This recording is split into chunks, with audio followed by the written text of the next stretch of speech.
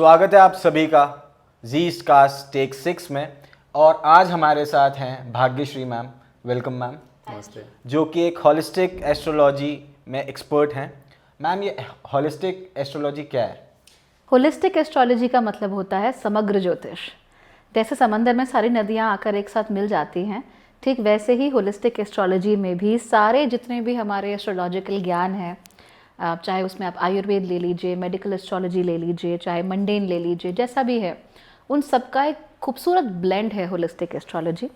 और इसके पीछे का जो अप्रोच है वो बहुत सिंपल है, that astrology should be human oriented.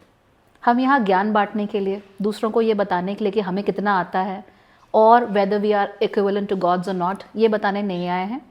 हमारे सामने कोई आता है तो हम चाहते हैं कि उसकी प्रॉब्लम सॉल्व हो, और ना सिर्फ इमीडिएट प्रॉब्लम सॉल्व हो, बट अपनी ज़िंदगी को कैसे जीना है, कैसे अपना बेस्ट वर्जन बनना है, ये हम उसको सिखा सकें। So that's why I call it holistic astrology, क्योंकि हम समग्रता से करते हैं जो कुछ भी करते हैं और एक चीज़ के पीछे नहीं भागते। We see everything in wholeness and togetherness। तो मैम, मैं ये पूछना चाह रहा था आपसे कि आपको किस चीज़ ने इंस्पायर किया है आपको ये चीज़ चुनने के लिए, एस्ट्रोलॉजी? कुछ चीज़ें आपको चुन लेती हैं, तो मेरे लिए भी ज्योतिष ऐसा ही है कि शायद ज्योतिष ने मुझे चुन लिया। मेरे करियर गोल्स हमेशा से बहुत डिफरेंट रहे थे। I wanted to be an entrepreneur, I did all my work in entrepreneurship, लेकिन उसके बावजूद भी ज्योतिष हमेशा से ही मेरी ज़िंदगी का बहुत इंपॉर्टेंट हिस्सा रहा है। जो लोग मुझे लंबे समय से जानते हैं, दे नो, हमेशा ही किसी की कुंडली देखनी हो, किसी का हाथ देखना हो, anything that I have done for ever. और मैंने इसी में अपना बहुत रिसर्च भी किया है, and I think it is high time कि जो मैंने पढ़ा है या जो भी मैंने रिसर्च किया है वो लोगों तक पहुँचे। तो इंस्पिरेशन केवल यही है। हाँ, बट करियर गोल्स बहुत अलग हैं। सो मैं ज्योतिष को कभी भी करियर की तरह नहीं देखती। It's something very different, very divine and very unique. तो कितना इम्पोर्टेंट है हमारी ज़िंदगी के लिए, हम सभी की ज़िंदगी के लिए एस्ट्रोलॉजी के साथ चलना? मतलब लोगों को ये कैसे हेल्प कर सकता है? मतलब लोग, कभी कभार लोगों की मिथ्स हैं कि इस पूजा पाठ करा लो, ये करा लो, वो करा लो, आप गाय को खाना खिला दो, या कुछ XYZ आप करा लो। तो मतलब ये मिथ्स हैं कि ये कैसे हेल्प करती हैं? आप साइंस और एस्ट्रोलॉजी को कैसे कनेक्ट कर सकते हैं चीज़ों को? फर्स्ट थिंग्स फर्स्ट, एस्ट्रोलॉजी आपके जीवन के हर एक क्षेत्र में आपको मदद कर सकती है। कुंडली में जैसे 12 घर होते हैं, हमारी ज़िंदगी के वैसे 12 अलग अवसर होते हैं, अलग अलग एरियाज़ होते हैं। तो चाहे वो हमारा शरीर हो, चाहे बीमारियां हो, चाहे कर्जा हो, चाहे पैसा हो, चाहे अर्निंग हो, चाहे सेविंग हो, चाहे दूसरों के साथ बिहेवियर हो, चाहे शादी हो, चाहे शादी के बाद जो मिल रहा है वो हो, चाहे मायका हो, चाहे ससुराल हो, हर एक चीज़ आप एस्ट्रोलॉजी के थ्रू देख सकते हो। और जब आप इन चीज़ों को अगेन समग्रता से साथ लेके चलते हो, you can become the best version of your self. ये इस बारे में नहीं है कि अगर मुझे सरकारी नौकरी चाहिए तो मैं 43 दिनों तक ज़मीन पे तेल गिरा दूंगा तो I will somehow get my नौकरी। That's not how it works. ये तरीके क्या है अपने आप को भुलावे में रखने के। अगर आपको सरकारी नौकरी पानी है, अगर आप करना चाहते हो, तो पहले आप अपनी कुंडली देखोगे और आप फिगर आउट करोगे क्या मेरी कुंडली में अलाइनमेंट ऐसे हैं जो मुझे इस तरफ जाने के लिए उद्यत करते हैं। हो सकता है बहुत अच्छे इंटीरियर डिज़ाइनर बनो, पहले आपको वहाँ जाना है जो आपके लिए सही है।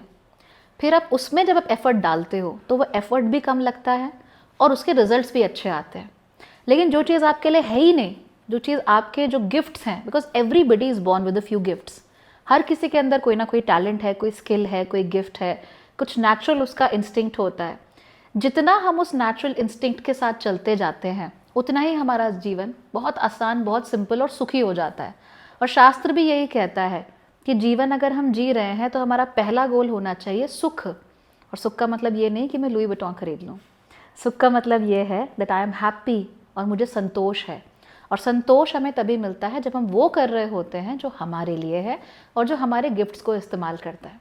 अगर आप मछली को बोलोगे कि जाओ तुम पेड़ पे चढ़ो, और वो मछली पूरी तरीके से तैयार है, उसने कमर कस ली है कि मैं पेड़ पे चढ़ के दिखाऊंगी, तो क्या वो काम कर सकती है? It's not possible. मछली है तो वो तैर अच्छे से सकती है, वो अपने तैरने के स्किल्स बढ़ा सकती है, वो तालाब से नदी में, नदी से समंदर में जा सकती है, पर वो पेड़ पे नहीं चढ़ सकती। तो एस्ट्रोलॉजी हर तरीके से आपको ये बताता है कि आप ये कर सकते हो, आपका इसमें टैलेंट है, ये चीज़ें आपकी नीड है, this is how you can make things happen.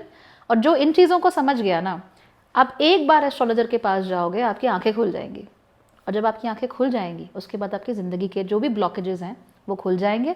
बाकी गाय को रोटी खिलाना तो धर्म है, खिलाओ पर मतलब से मत खिलाओ। तो मैम इसमें मेरे को दो क्वेश्चन समझ में आए।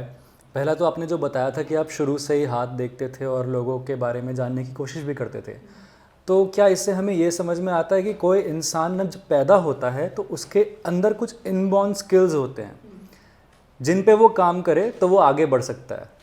और दूसरी एक और बात है कि कुछ लोग कहते हैं कि आप जो चाहो वो कर सकते हो, ये कितना सच है ये बात? पहले क्वेश्चन का जवाब मैं पहले देती हूँ। हर किसी के अंदर इनबॉर्न स्किल्स होती ही हैं, इनबॉर्न टेंडेंसीज होती ही हैं। फॉर इंस्टेंस अगर कोई व्यक्ति मीन राशि का है या मीन लग्न का है, उसको अच्छा लगता है उसकी ज़िंदगी में चॉइसेस हों। मीन लगने वाले शायद ही आपको ऐसे लोग देखने को मिलें जो 4 दिन के लिए घूमने जा रहे हैं तो 4 दिन के एग्जैक्ट कपड़े लेके जाएंगे। उनको चाहिए 8 दिन के, 12 दिन के कपड़े। फिर वो ये डिसाइड करते हैं कि आज मुझे क्या अच्छा लग रहा है और वो उस हिसाब से कपड़े पहनते हैं। ये मीन राशि की आदत है। ठीक वैसे ही अगर मीन राशि का कोई व्यक्ति है, उसके सामने जैसे ही मुसीबत आती है, जैसे ही प्रॉब्लम आती है, वो कन्फ्रंट नहीं करना चाहता, वो भाग जाता है वहाँ से, उसको अच्छा नहीं लगता। कहीं पर लड़ाई झगड़ा हो रहा हो, मीन राशि वाला कैन नॉट मैनेज। लेकिन वहीं पर अगर मेष राशि वाला व्यक्ति होगा, उसको बड़ा मज़ा आता है कन्फ्रंट करने में, उसको बड़ा मज़ा आता है दूसरे को ये बताने में कि उसकी जगह कहाँ है और मेरी जगह कहाँ है। तो राशि के अनुसार हर कोई इनहेरेंट टेंडेंसीज लेकर जन्मता है। जैसे मीन राशि है तो अगर मीन राशि में कोई रेवती नक्षत्र है तो उसके अंदर बचपना ज़्यादा होगा, उसके अंदर एक चाइल्ड। रेवती नक्षत्र क्या होता है मैम? ये नक्षत्र 27 नक्षत्र होते हैं और भारतीय जो ज्योतिष है उसका आधार नक्षत्र ही है।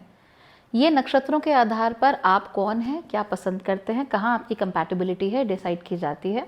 जीवन में आप क्या करोगे और इवेंचुअली आप सोचते क्या हो और कैसे सोचते हो, वो नक्षत्र ही बताते हैं। बट हाँ, हम उसको सिंप्लीफाई करने के लिए उसके ऊपर राशियों का आवरण ज़रूर चढ़ा देते हैं, राइट।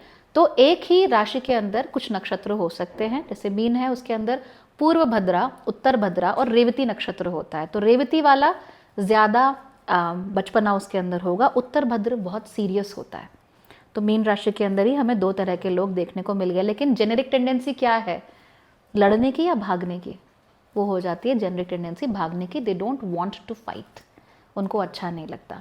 तो ये इनहेरेंट जो चीज़ें हैं वो सबके अंदर होती है। और ये कहना कि आप जो चाहो बन सकते हो, ट्रू, जो चाहो आप कर सकते हो, चॉइस हमेशा रहती है।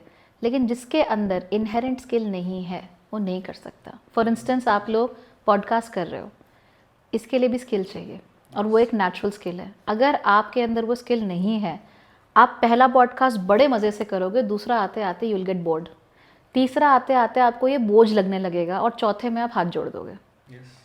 लेकिन अगर आपके लिए नेचुरल है तो आपको उसको थोड़ा सा भी सीखोगे तो आप हर बार अच्छे अच्छे बेहतर बेहतर बेहतर होते जाओगे। So again, you can do anything you want, but you can only do it with the tools you have. तो मछली को पेड़ पे चढ़ने को नहीं बोल सकते। अगर आप बोल रहे हो तो आप गलत हो, और अगर मछली को लग रहा है कि मैं पेड़ पे चढ़ के पेड़ की रानी बनूंगी तो वो भी गलत है। मुझे ये भी लगता है कई सारे लोग ना दूसरों का बेवकूफ़ बनाने के लिए बोलते हैं कि तुम जो चाहो कर सकते हो, और उस बीच they waste a lot of time, और टाइम इज़ वेरी प्रेशियस। तो प्लीज़ मैं कहना चाहता हूँ किसी के बहकावे में मत आएँ। हर इंसान हर कुछ नहीं कर सकता। जैसे आपने बताया मछली पेड़ नहीं चढ़ सकती, तो जैसे मैं क्रिकेटर बन के फास्ट बॉलिंग नहीं कर सकता 150 पे, मैं पॉडकास्ट करता हूँ। इसीलिए हर किसी को अपना रास्ता चुनना बहुत ज़रूरी है। ये बात तो मैं ये भी पूछना चाह रहा था कि जैसे आपने बताया कि राशि के बारे में आप अभी बता रहे थे, तो जो अभी न्यू हैं, जिनको अभी ज्ञान नहीं है एस्ट्रोलॉजी क्या है, राशि क्या है, तो आप बताएंगे कि व्हाट इज़ राशि, क्या है राशि? जब भी आप अपना बर्थ चार्ट खोलेंगे आपको कुंडली नज़र आएगी, वहाँ पे आपको 12 घर नज़र आते हैं। आपके जन्म के समय पे चंद्रमा कहाँ पर था एग्जैक्टली उस समय पे, दिन हो चाहे रात हो, डजेंट मैटर, पर उस समय पे चंद्रमा आपको कहाँ नज़र आ रहा था, वो उसको राशि मान लेते हैं। तो अगर आपके जन्म के समय पे चंद्रमा कन्या राशि में था तो आपकी राशि कन्या है। यह है भारतीय सिस्टम। हालांकि वेस्टर्न सिस्टम में हम थोड़ा सा अलग कर लेते हैं, सन साइंस वगैरह करते हैं। आपने शुरू में देखा भी होगा अखबारों में, हर जगह, अगर 23 मार्च से लेकर यहाँ तक जन्म हुआ है तो आप ये फलाना साइन हो, तो वो सन साइंस होते हैं, वो वेस्टर्न सिस्टम में ज़्यादा फॉलो होते हैं और उनका सिस्टम हमसे थोड़ा अलग भी है। लेकिन इंडियन सिस्टम में जब भी राशि की बात हो रही हो तो तो चंद्रमा कहाँ था, केवल इसकी बात होती है, इसके अलावा Vedic astrology. Absolutely. Okay, so that's what we have to understand कि जो सन साइन होता है वो अलग होता है और मून साइन अलग होता है। और इंडियन एस्ट्रोलॉजी बहुत ज़्यादा डिटेल्ड है, मैंने कहा ना नक्षत्र हैं इसमें। सो नक्षत्रों के लेवल तक जब आप पहुंचते हो आपकी आंखें खुल जाती हैं, घूम जाती है। घूम जाती हैं सर के पीछे चली जाएंगी आपकी आंखें जब आप नक्षत्रों के लेवल पर जाओगे। इसीलिए प्राथमिकता भारतीय ज्योतिष में हमेशा चंद्रमा और नक्षत्रों को दी जाती है। इनफैक्ट अगर आप अच्छे तरीके से ज्योतिष जानो और समझो तो भारतीय ज्योतिष में आपको कुछ भी करने या समझने के लिए आपको कुंडली, हाउसेस और राशिस की ज़रूरत पड़ती भी नहीं है। आप नक्षत्रों के थ्रू ही बहुत अच्छा प्रिडिक्शन कर सकते हो, एंड दैट इज़ ट्रू ज्योतिष। तो मैम क्या आप किसी को सिर्फ देख के बता सकते हो कि इसकी क्या राशि होगी, इसका जन्म, इसका मृत्यु? क्या पता ऑब्जर्व करके आप बता सकते हैं। हाँ, ऐसी ऑब्जर्वेंस होती है क्या? जन्म मृत्यु तो मैं नहीं बता सकती, अगर ऐसे कोई लोग हैं तो God bless them. I don't know, क्योंकि ये तो गॉड लेवल हो गया। हाँ, ये इसके लिए तो शायद साधना लगती होगी, और अगर किसी को मालूम भी है तो मुझे नहीं लगता बताना चाहिए। You should be quite. हाँ, लेकिन बहुत सारी चीज़ें आप थोड़ा देख के बता सकते हो, बट एस्ट्रोलॉजर भगवान नहीं है, तो आप ऐसा नहीं है कि मैं तुम्हें देख के बोल दूँ कि तुम्हारी ये राशि है, right? That's not how it happens. क्यों नहीं होता?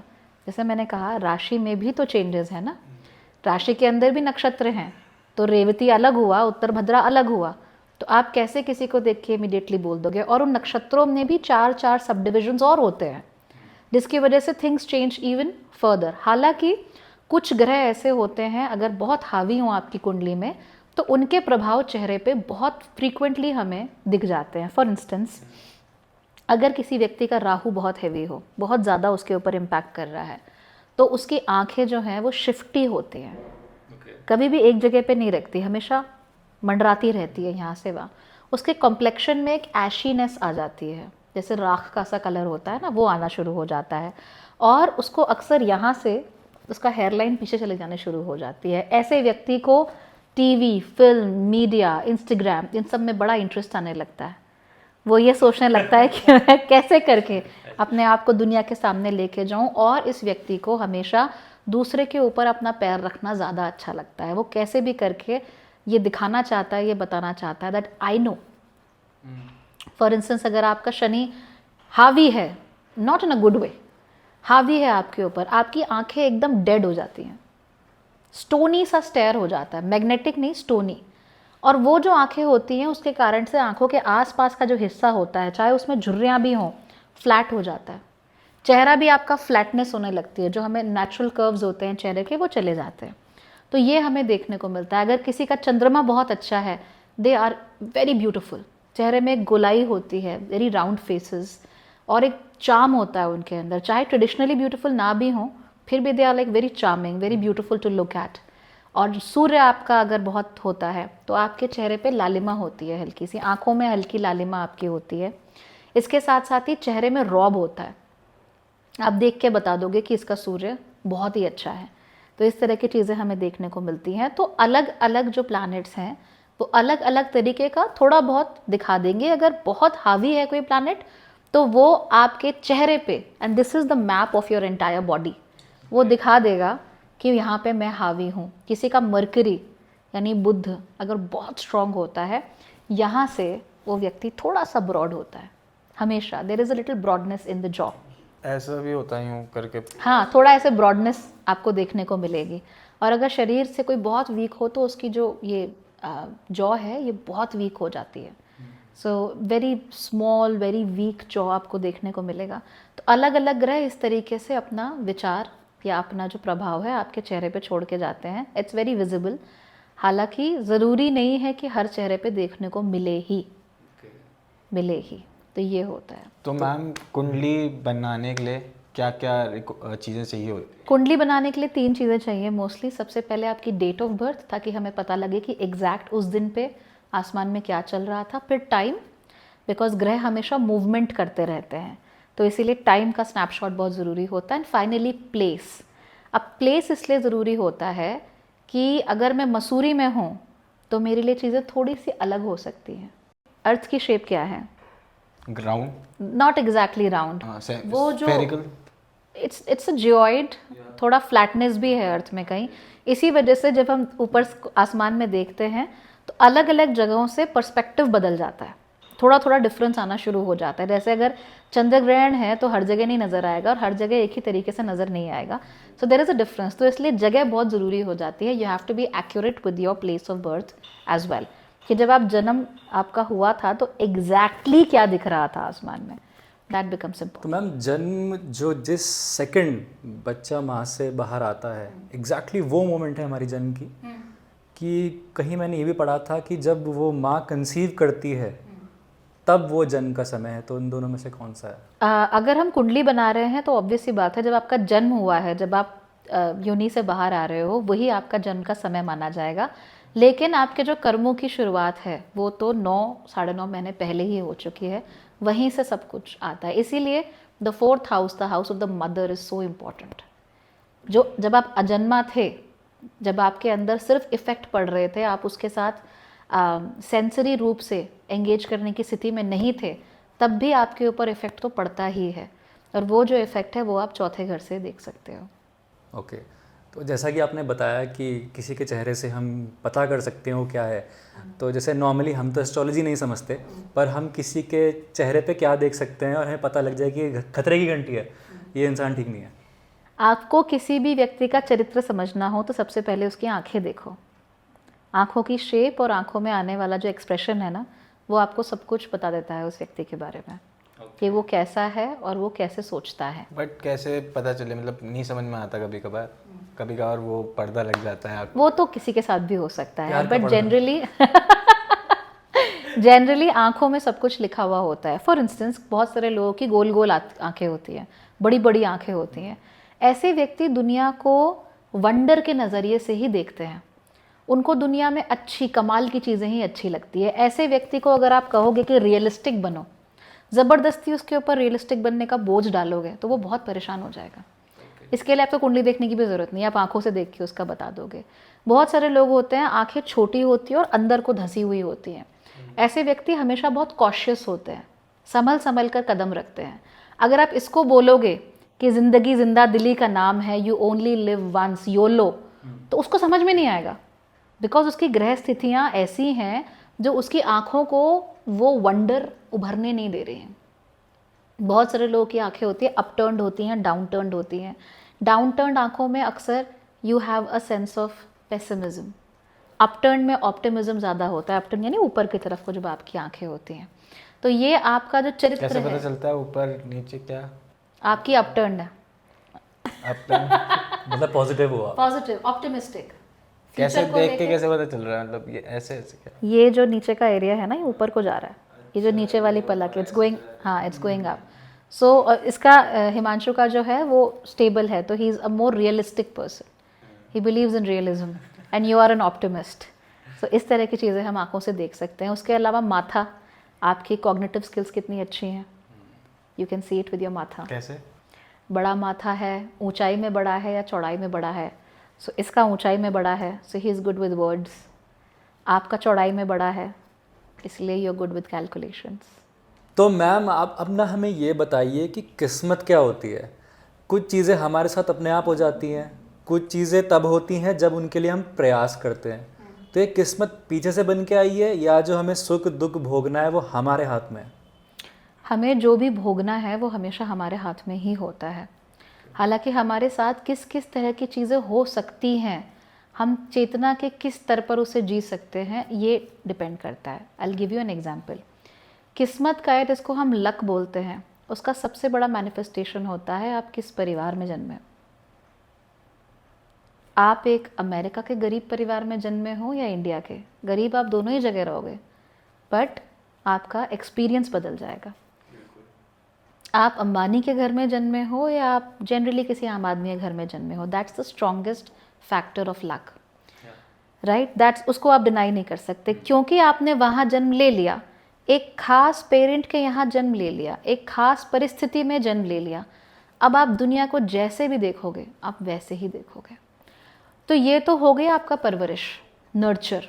एक होता है नेचर। नेचर यानी जो आपकी स्वाभाविक वृत्ति है, स्वाभाविक प्रवृत्ति है। वो चेतना के 3 स्तरों पे होती है, या तो आप दैविक स्तर पे जीते हो, या मानुषी स्तर पे जीते हो, या आप आसुरी स्तर पे जीते हो। दैवीय स्तर पे जियोगे तो खराब से खराब स्थिति में भी आप अच्छा कुछ ना कुछ ढूंढ ही लोगे। अगर आप मानुषी स्तर पर जीते हो तो आपके आसपास जो हो रहा होगा आप उससे फटाक से इफेक्ट हो जाओगे, emotionally you will be very affected कि मेरे आसपास ये हो रहा है, आई एम अफेक्टेड। इसीलिए आपने देखा होगा नक्षत्रों में हमेशा लिखते हैं कि गण क्या है, देवगण, मनुष्यगण या राक्षस गण। अगर आप उसे आसुरी वृत्ति पे जीते हो, यू बिकम फोर्सफुल। ना फोर्सफुल हमेशा गलत नहीं होता, लेकिन अगर पापा शराब पीकर आते हैं घर में तो आप कैसे रिएक्ट करोगे? मुझे अपने आप को पढ़ाना है, लिखाना है, आगे बढ़ना है, दैवीय हो सकता है। मैं परेशान हो गया हूँ, मैं रो रहा हूँ, कल सुबह मैं स्कूल जाऊँगा, सब ठीक हो जाएगा, दैट इज़ मानुषी।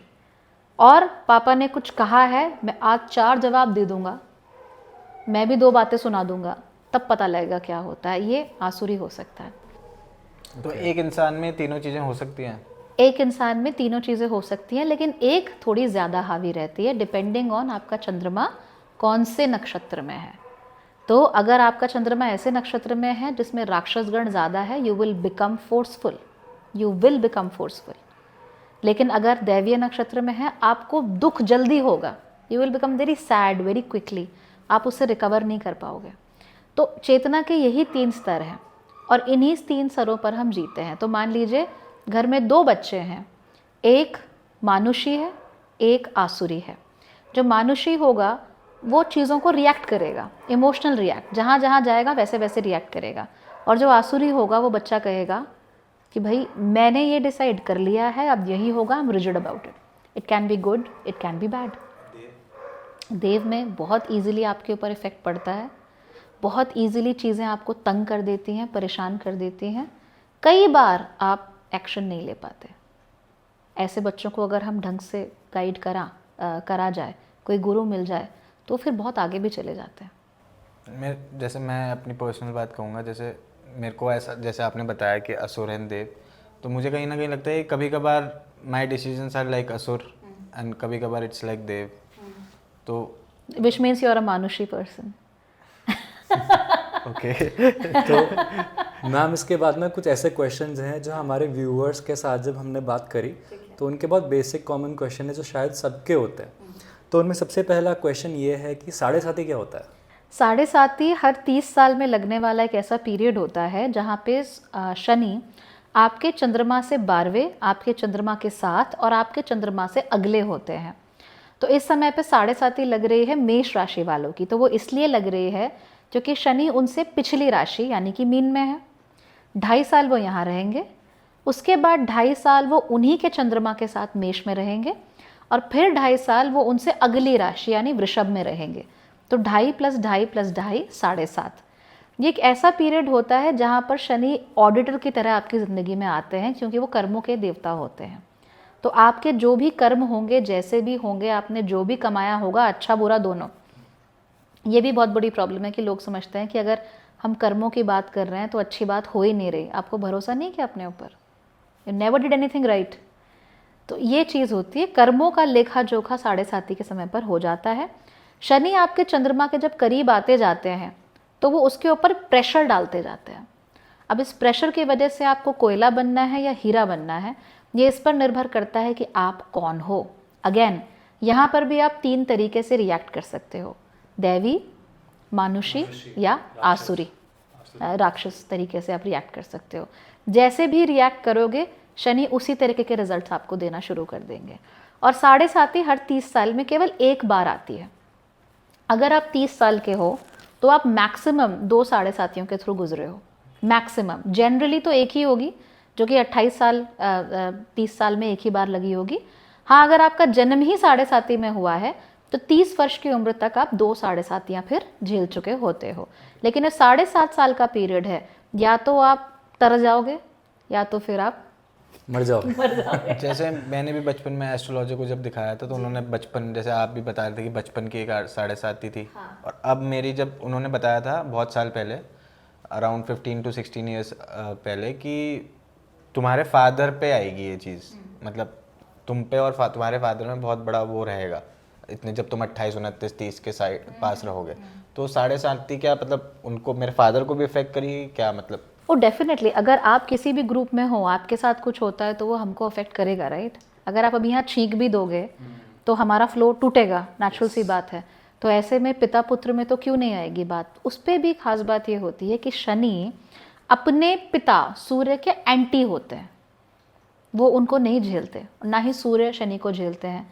तो कुछ खास स्थितियों में आपकी कुंडली पे डिपेंड करता है, ऐसी स्थितियाँ बन सकती हैं जिसकी वजह से आपके परिवार में आपके पिताजी से या माँ से या किसी और से प्रॉब्लम आपकी हो जाए। जैसे कि अगर जन्म ही 7.5 में हुआ हो तो तब क्या होता है कि शनि और चंद्रमा एक साथ होते हैं। तो ये almost in every case, I have never seen a case without this, आपकी माँ किसी ना किसी रूप में इमोशनल यानी कि भावनात्मक रूप से प्रताड़ित होती ही हैं। Your mother has gone through a lot, और ये आपको देखने को ज़रूर मिल जाएगा। तो इस तरह की चीज़ें हम देखते हैं, बट अगेन प्लानिटरी स्थितियों पर निर्भर करता है कि क्या निकल कर आएगा इवेंचुअली, और किसके लिए 7.5 क्या लेकर आएगी। इसमें डिफरेंस क्यों होता है?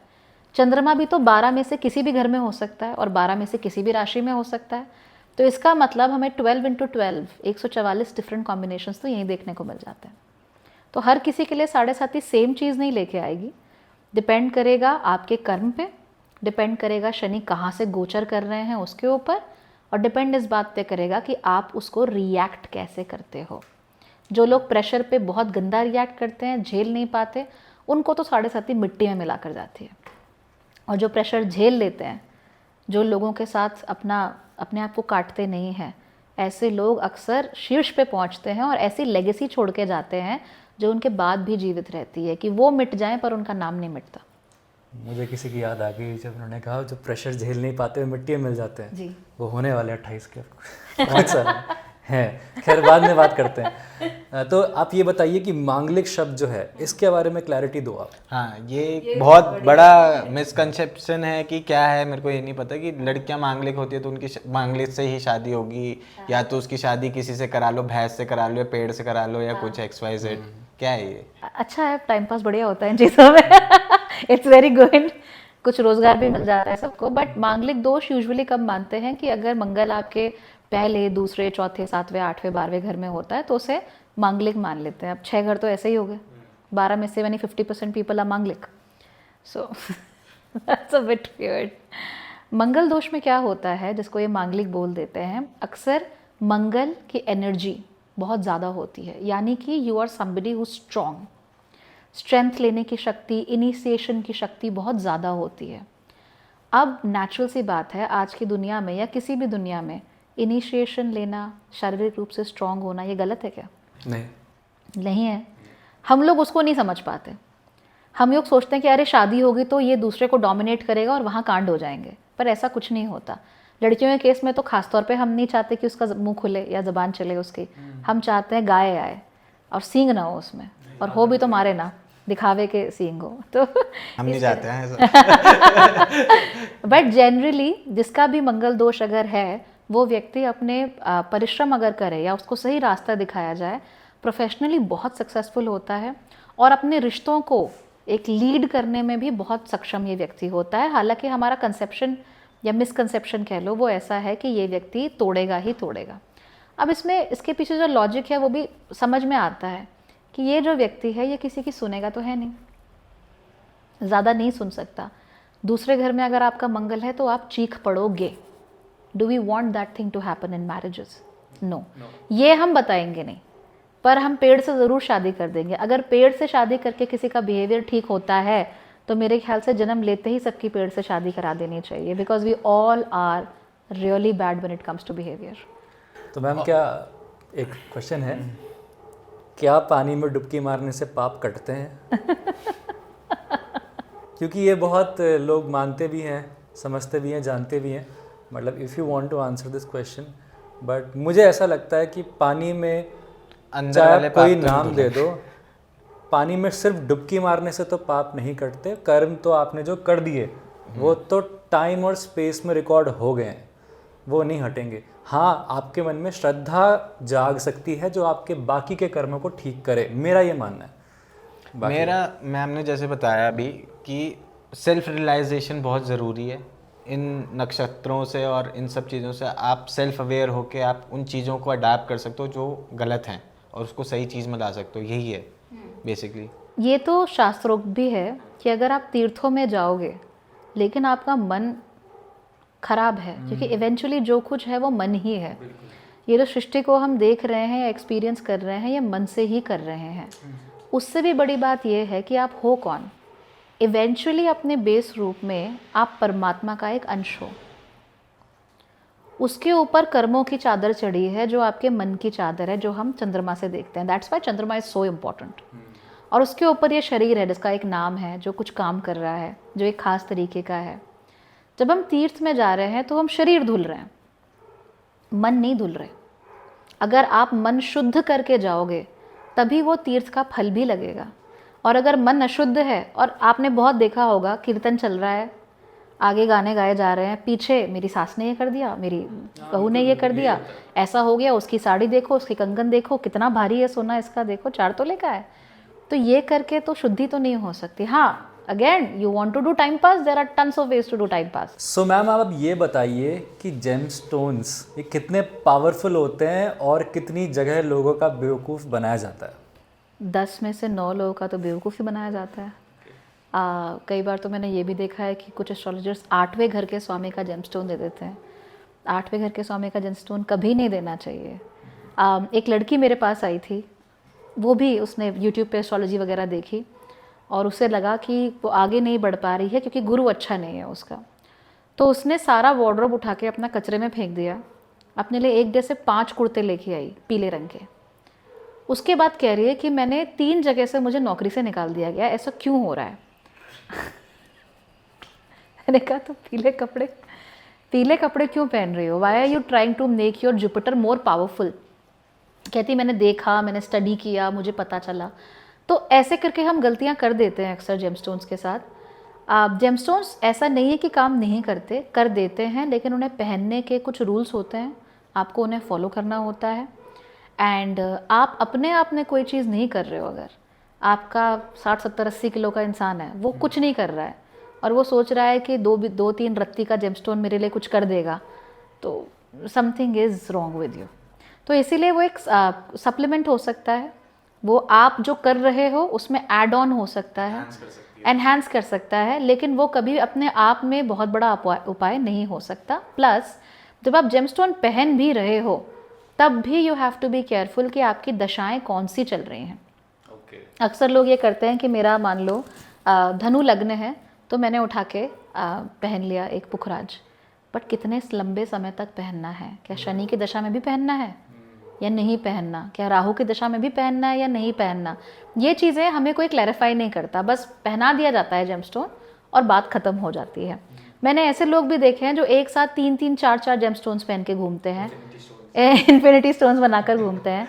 इट्स क्रेजी कि इस तरह की चीज़ें कौन बताता है, क्यों बताता है, और हम मानसिक रूप से कितने कमज़ोर हैं कि हमें ये लगने लगा है कि कोई चीज़, छोटी सी चीज़ हमसे ज़्यादा पावरफुल है। तो होलिस्टिक एस्ट्रोलॉजी में मैं कभी ज़बरदस्ती जेमस्टोन्स नहीं रिकमेंड करती। I don't think they are necessary. मैं तभी करती हूँ recommend rarest of the rare case में, जब ज़रूरत हो, बिकॉज जेमस्टोन सस्ते नहीं आते। Real gemstones are very costly, they are very costly. तो आप किसी का इतना पैसा, 1.5 लाख रुपए, 2 लाख रुपए, नीलम अगर आपको चाहिए, अच्छा नीलम चाहिए, you need that kind of money. आपके पास इतना पैसा है, use it. And resources also you use that money for something, but नहीं, हमको उधर वेस्ट करना है तो ऐसे नहीं करो। हर ग्रह के लिए कुछ ऐसे उपाय भी होते हैं जो आप 0 रुपए में कर सकते हो, जिसके लिए आपको 1 रुपया खर्च करने की ज़रूरत नहीं है, लेकिन आपको अपने माइंडसेट में, अपने लाइफस्टाइल में थोड़ा चेंज लाना पड़ेगा। अब क्योंकि हम वो नहीं करना चाहते, इसीलिए हम सोचते हैं कि बस मैंने ये पहन लिया, अभी सब ठीक हो जाएगा। शॉर्टकट में कोई काम नहीं होता, क्विक फिक्सेस नहीं होते।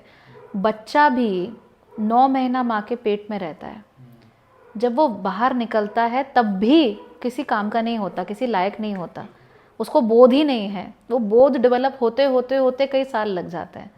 लेकिन जब हमें रेमेडी करनी है किस्मत की, तो हमें यूँ चाहिए, ऐसे हो जाना चाहिए, बस वो नहीं हो सकता। वो जैसे ये बात होगी ना, हमें पता है कि शराब पीने से एक दिन हमारा लिवर ख़राब हो जाएगा सालों बाद, लेकिन ठीक अभी कर दो 1 हफ्ते में।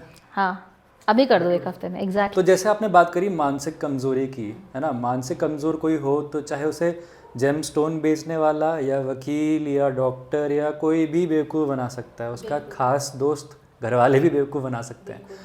तो एस्ट्रोलॉजी के हिसाब से मानसिक क्षमता को मजबूत करने का क्या तरीका है? सबसे पहले तो ये देखना है कि मानसिक क्षमता दिखाना कौन सा ग्रह है।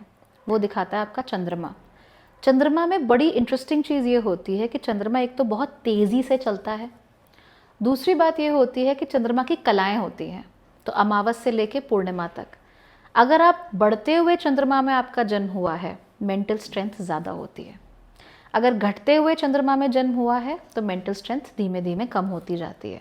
अगर अमावस के दिन आपका जन्म हुआ है तो आप दुर्योधन के लेवल पे होते हो। Not that you are bad, but Duryodhan बहुत आसानी से उसके कान भर दिए गए थे। ओके, बहुत आसानी से इन्फ्लुएंस जल्दी हो जाता है, बिकॉज अपनी शक्ति की, भाई अगर मैं इतना बड़ा युद्ध करूंगा तो उनको तो नुकसान होगा ही होगा, मेरा भी उतना ही नुकसान होगा, मेरे परिवार का, मेरे सगे संबंधियों का। तो ये जो एक अवेयरनेस होती है वो चली जाती है। तो यहाँ पे चंद्रमा इंपॉर्टेंट है। फिर तीसरी चीज़, चंद्रमा बहुत इम्प्रेशनेबल ग्रह है, उसके ऊपर दूसरे ग्रहों का प्रभाव बहुत जल्दी पड़ता है। जैसे सफ़ेद कपड़ा होता है, चंद्रमा वैसा है, तो कॉफ़ी का भी प्रभाव उतनी ही जल्दी पड़ेगा और अनार का जूस गिराओगे तो उसका भी उतना ही जल्दी पड़ेगा। सो चंद्रमा में कितनी स्ट्रेंथ है ये कई सारे अलग अलग तरीक़ों से देखी जाती है। अगर इन अलग अलग तरीक़ों से चंद्रमा स्ट्रॉन्ग है तो आप मानसिक रूप से मजबूत होते हो। अगर स्ट्रेंथ नहीं है तो आप मानसिक रूप से मजबूत नहीं होते हो। अगर आप मानसिक रूप से मजबूत होना चाहते हैं, सबसे पहले अपने चंद्रमा को मजबूत कीजिए, फिगर आउट कीजिए कि क्या प्रॉब्लम आ रही है जीवन में, कौन कौन से कर्म हैं जो आपको पीछे रोके हैं, और अपने माइंडसेट को एक अच्छे ज्योतिषी की मदद से उसको अच्छा बेहतर करने की कोशिश कीजिए, because only they can help you. Okay, so आप राहु केतु के बारे में थोड़ा ज्ञान दीजिए हमें। केवल ज्ञान देना है?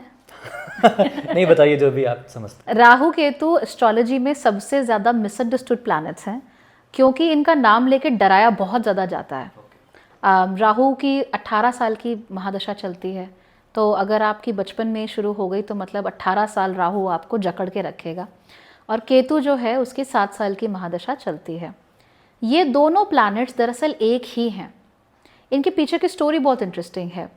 हुआ ये था कि स्वरभानु नाम का एक असुर अमृत को पीना चाहता था, और उसने देखा कि भगवान विष्णु मोहिनी रूप में अमृत तो देवों को पिला रहे हैं लेकिन असुरों को नहीं दे रहे हैं, उनको वो मोहित किए हुए हैं। तो उसके अंदर ये बोध है, ये इंटेलिजेंस है कि देखो हमारे साथ धोखा हो रहा है। उस समय पे स्वरभानु सोचता है कि क्यों ना अमृत मैं भी चख लूं। तो वो मायावी है, तो इसलिए माया से वो अपना रूप बदलकर देव बन जाता है, और वो देवताओं की कतार में जाके खड़ा हो जाता है और वहाँ पर अमृत चख भी लेता है। He is able to drink that. लेकिन सूर्य और चंद्रमा दो प्रकाश ग्रह हैं, प्रकाश यानी कि रोशनी देने वाले। क्योंकि वो रोशनी देने वाले हैं इसलिए बोध कराने वाले कौन है? सूर्य और चंद्रमा। तो उनको जब बोध हो जाता है कि ये देवता नहीं है तो वो भगवान विष्णु के पास जाके कह देते हैं, और भगवान विष्णु अपने सुदर्शन चक्र से उसकी गर्दन काट देते हैं, लेकिन तब तक वो अमृत पी चुका होता है। उसके बाद राहु और केतु के रूप में उन्हें आसमान में ग्रहों की तरह, छाया ग्रहों की तरह स्थापित कर दिया जाता है। अब ऐसा मानते हैं कि क्योंकि राहु केतु को, जो कि टेक्निकली एक ही हैं, उन्हें द्वेष है सूर्य और चंद्रमा से, इसलिए वो समय समय पर आकर उन दोनों के ऊपर ग्रहण लगा देते हैं अपने द्वेष के कारण। हालांकि अगर हम वैसे देखें तो एस्ट्रोनॉमिकली वो केवल मैथमेटिकल पॉइंट्स हैं। हाँ, वही मैं पूछना चाहता था, साइंटिफिक वे में, साइंटिफिक तरीके से केवल मैथमेटिकल पॉइंट्स हैं, जहाँ पर सूर्य और चंद्रमा के जो पाथ है वो आपस में इंटरसेक्ट करता है। तो जो ऊपर को जाता हुआ पाथ है, बिकॉज इलिप्टिकल ऑर्बिट्स हैं दोनों के, ऊपर को जाता हुआ जो पाथ है वो राहु हो जाता है, इसलिए उसे असेंडिंग नोड कहते हैं, और जो नीचे को जाता हुआ पाथ है इसे हम डिसेंडिंग नोड कहते हैं। और कुंडली में राहु और केतु हमेशा 7 घरों की या 180 डिग्री की दूरी पर रहते हैं। तो ये राहु केतु का कॉन्सेप्ट है। अब इसमें और क्या है? राहु एक ऐसा ग्रह है जो मृग तृष्णा करवाता है, चीज़ों के पीछे आपको भगाएगा अननेसेसरीली। वो आपके लिए ज़रूरी है नहीं है, यू डोंट केयर, आपको भागना है। आपकी आंखों के आगे भ्रम हो जाता है, कोहरा छा जाता है, आपको समझ नहीं आता what is correct and what is incorrect. आपके लिए पर्टिकुलरली क्या ठीक है आपको समझ नहीं आता। हालांकि Rahu is a very intelligent planet, उसके अंदर इंटेलिजेंस बहुत ज़्यादा है, तो जो सही तरीके से इस्तेमाल कर ले उसको समझ के, वो तो आगे बढ़ जाएगा। वरना अगर राहु किसी के ऊपर हावी हो गया तो 18 साल जब महादशा चल रही हो राहु की, उसकी आंखों के आगे पट्टी ही बंधी रहती है। और ऐसे लोग मैंने देखे हैं जिन्होंने पत्नी छोड़ दी, बच्चे छोड़ दिए, कहीं भी चले गए कुछ भी कह के, और 18 साल बाद जब दशा खत्म हुई तो आंखें खुली और देखा कि मैंने क्या कर दिया। केतु इसका थोड़ा उल्टा करता है, चीज़ों से दूर लेके जाता है। ये बताता है कि आपके अंदर नेचुरल टेंडेंसीज कौन सी हैं, लेकिन जिनके ऊपर आप काम नहीं करना चाहते। तो कुछ लोग गाते बहुत अच्छा है पर सिंगर नहीं बनना चाहते, कुछ लोग पेंटिंग बहुत अच्छी करते हैं लेकिन उसके ऊपर अपना समय नहीं लगाना चाहते। तो इस तरह की चीज़ें हमें देखने को मिलती है, और साथ मिलकर ये बताते हैं हमें कि हम कहाँ से आए हैं, क्या लेकर आए हैं और क्या लेके जाएंगे। ये राहु केतु हमें बताते हैं। जिन्होंने इनको साध लिया, विच इज़ वेरी डिफिकल्ट, बट अगर आपने इनको साध लिया, you go ahead in life.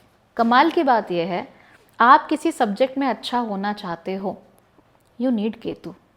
आपको ज्ञान चाहिए, यू नीड केतु। अगर आपको साधना चाहिए, you need Ketu. How can we bring Ketu in our life? You have to check कि केतु आपकी कुंडली में कहाँ बैठा हुआ है, किस घर में बैठा हुआ है। उस घर की चीज़ों के साथ आपका नेचुरल अटैचमेंट ज़्यादा है, पर आप उसकी तरफ जाते नहीं हो। ओके, सो वो है, जैसे किसी का केतु पहले घर में होता है, ऐसे लोग, कोई लड़की है मान लो केतु पहले घर में, जब मेकअप करेगी तो बहुत खूबसूरत करेगी, जब लगेगी तो she look very beautiful, but करेगी मेकअप, ध्यान देगी अपने पे? नहीं देगी। तो ये जो जस्सी जैसी कोई नहीं वाला मामला हो जाता है कि जब मेकओवर करके आएगी she will be very pretty, but करेगी क्या? नहीं करेगी। वैसे ही 7वें घर में केतु है। 7वां घर होता है आपके स्पाउस का, आपके रिलेशनशिप्स का। क्या रिलेशनशिप निभाने के लिए जो भी ज़रूरी है वो आपके अंदर नेचुरली है, पर क्या आप उसमें ध्यान दोगे? बिल्कुल नहीं। ओके, तो जो करना है वही नहीं करोगे आप, वही नहीं करोगे अगर आपका केतु खराब है। केतु तो जहाँ भी होगा आपको मालूम है कि यही चीज़ है जो आपके अंदर है, बट इसी चीज़ में आपका मन नहीं है। मैंने देखे हैं ऐसे लोग, हाँ, वो उनको पता है वो किस चीज़ में अच्छे हैं, वो वही नहीं करते। वही नहीं करते हैं। हाँ, एब्सोल्युटली। और फिर वो भागते किसके पीछे हैं? जहाँ पे राहु बैठा हो, जो मिलनी नहीं चीज़, जो मिलनी ही नहीं है, जो उनके लिए है ही नहीं। और ये याद रखना कि स्वर भानु ने क्या चाहा? अमृत पीकर अमर हो जाना। अमर वो हो गया, पर एट व्हाट कॉस्ट? या एट व्हाट कॉस्ट? तो ये चीज़ है। एंड इंटरेस्टिंगली, आप जो भी चीज़ डिजिटली देखते हो वो राहु है। तो जो कैमरा में रिकॉर्ड हो रहा है वो राहु है। आपके व्यूअर्स जब इस शो को देखेंगे वो राहु है। वाई? बिकॉज राहु छल क्रिएट करता है। Media is Rahu, Instagram is Rahu, absolutely everything is Rahu. तो छल कैसे है? हम कुछ गलत नहीं कर रहे हैं, बट जब हम रिकॉर्ड कर रहे हैं तब हमारे व्यूअर्स नहीं देख सकते, वो उसको बाद में देख रहे हैं। तो क्योंकि बाद में देख रहे हैं तो उनके सामने एक इमेज आ रही है which does not exist at that moment. Even live TV भी लाइव टीवी 5-6 सेकंड देर से आता है। बिल्कुल, तो वो छल है। इसीलिए आजकल की दुनिया में पागलपन अगर आपको देखने को मिले, लोग वही करते हैं जो नहीं करना। बहुत जल्दी इन्फ्लुएंस हो रहे हैं, हर किसी को शादी में डांस करते हुए आना है। आई am not against it, do it if you like, but still एक ट्रेंड है। वो कहाँ से आ रहा है?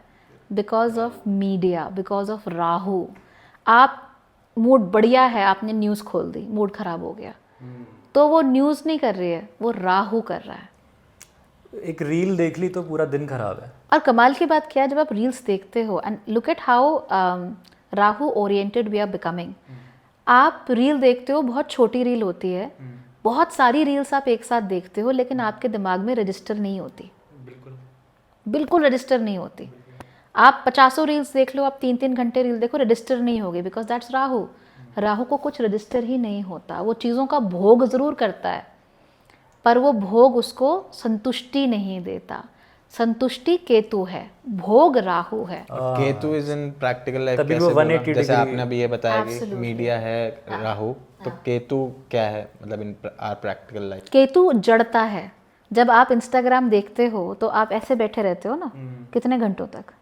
हो जाता। पहले मैंने अभी इसमें मैं रात को जैसे सोने वाला हूँ तो 10 बजे मैंने फ़ोन रखा, मैं सो जाऊँगा 11 बजे तक रख के फ़ोन, मैंने स्टार्ट किया, बाय गॉड मुझे रियलाइज़ नहीं हुआ कि मैं 2 बजे तक मैंने बस रील ही देखी है। अच्छा, इसका एक और रीज़न है, राहु सिर का हिस्सा है, तो हमारे जो सेंसेस हैं वो राहु हैं, लेकिन केतु को तो कोई सेंस ही नहीं है किसी चीज़ का, तो टाइम का केतु को सेंस नहीं रहता। तो इसीलिए जब साधना है वो भी तो केतु है, आप टाइम देख के थोड़ी साधना करते हो। तो मतलब केतु साधने के लिए राहु भी साधना पड़ेगा। वो दोनों एक ही हैं, सधेंगे तो दोनों साथ सधेंगे, वरना आपका कहानी खराब हो जाएगी। एंड आज की डेट में लोगों को पता भी नहीं है, लेकिन वो राहु के कब्जे में है। बिल्कुल है, बहुत लोग हैं, एग्जैक्टली, राइट, मतलब 90-80% लोग हैं। आप अपने फ़ोन के बिना कितनी देर रह लेते हो। मैंने इनफैक्ट वीडियो भी बनाया है कि नोटिफिकेशंस को ऑन रखो, अगर आप रखोगे तो राहु आपके जीवन में 24 घंटे है। तो क्या हो रहा है, and this is scientifically proven, एक बार अगर आपका फोकस हटा, it takes 25 minutes to come back. 1 second के लिए अगर फोकस हटा, तो राहु आया, 1 सेकंड के लिए आपका फोकस हटाया, अब लगे रहो 25 छल कर दिया उसने वहाँ। उसने आपके साथ छल कर दिया, और वहाँ पे लिखा आ रहा है, hey get 100 rupees off on your next order. क्या है ये? और वो आपको बार बार अपनी तरफ बुला रहा है, खींच रहा है उस एल्गोरिदम के माध्यम से, जो कि it's not based in reality. वो जो एल्गोरिदम है वो क्या है? छल है ना, वो फिजिकल तंत्र नहीं है, वो एक डिजिटल तंत्र है, उसका कोई रियल बेसिस नहीं है, इसीलिए दैट्स राहु। और जो केतु है वो सबको अब भोग तो कर रहा है, उसको मिल तो रहा है, बट उसको पता नहीं इसका स्वाद क्या है, क्योंकि सेंसेस ही नहीं है। क्योंकि सेंसेस ही नहीं है उसके पास। तो इसीलिए ये राहु केतु का जंजाल है।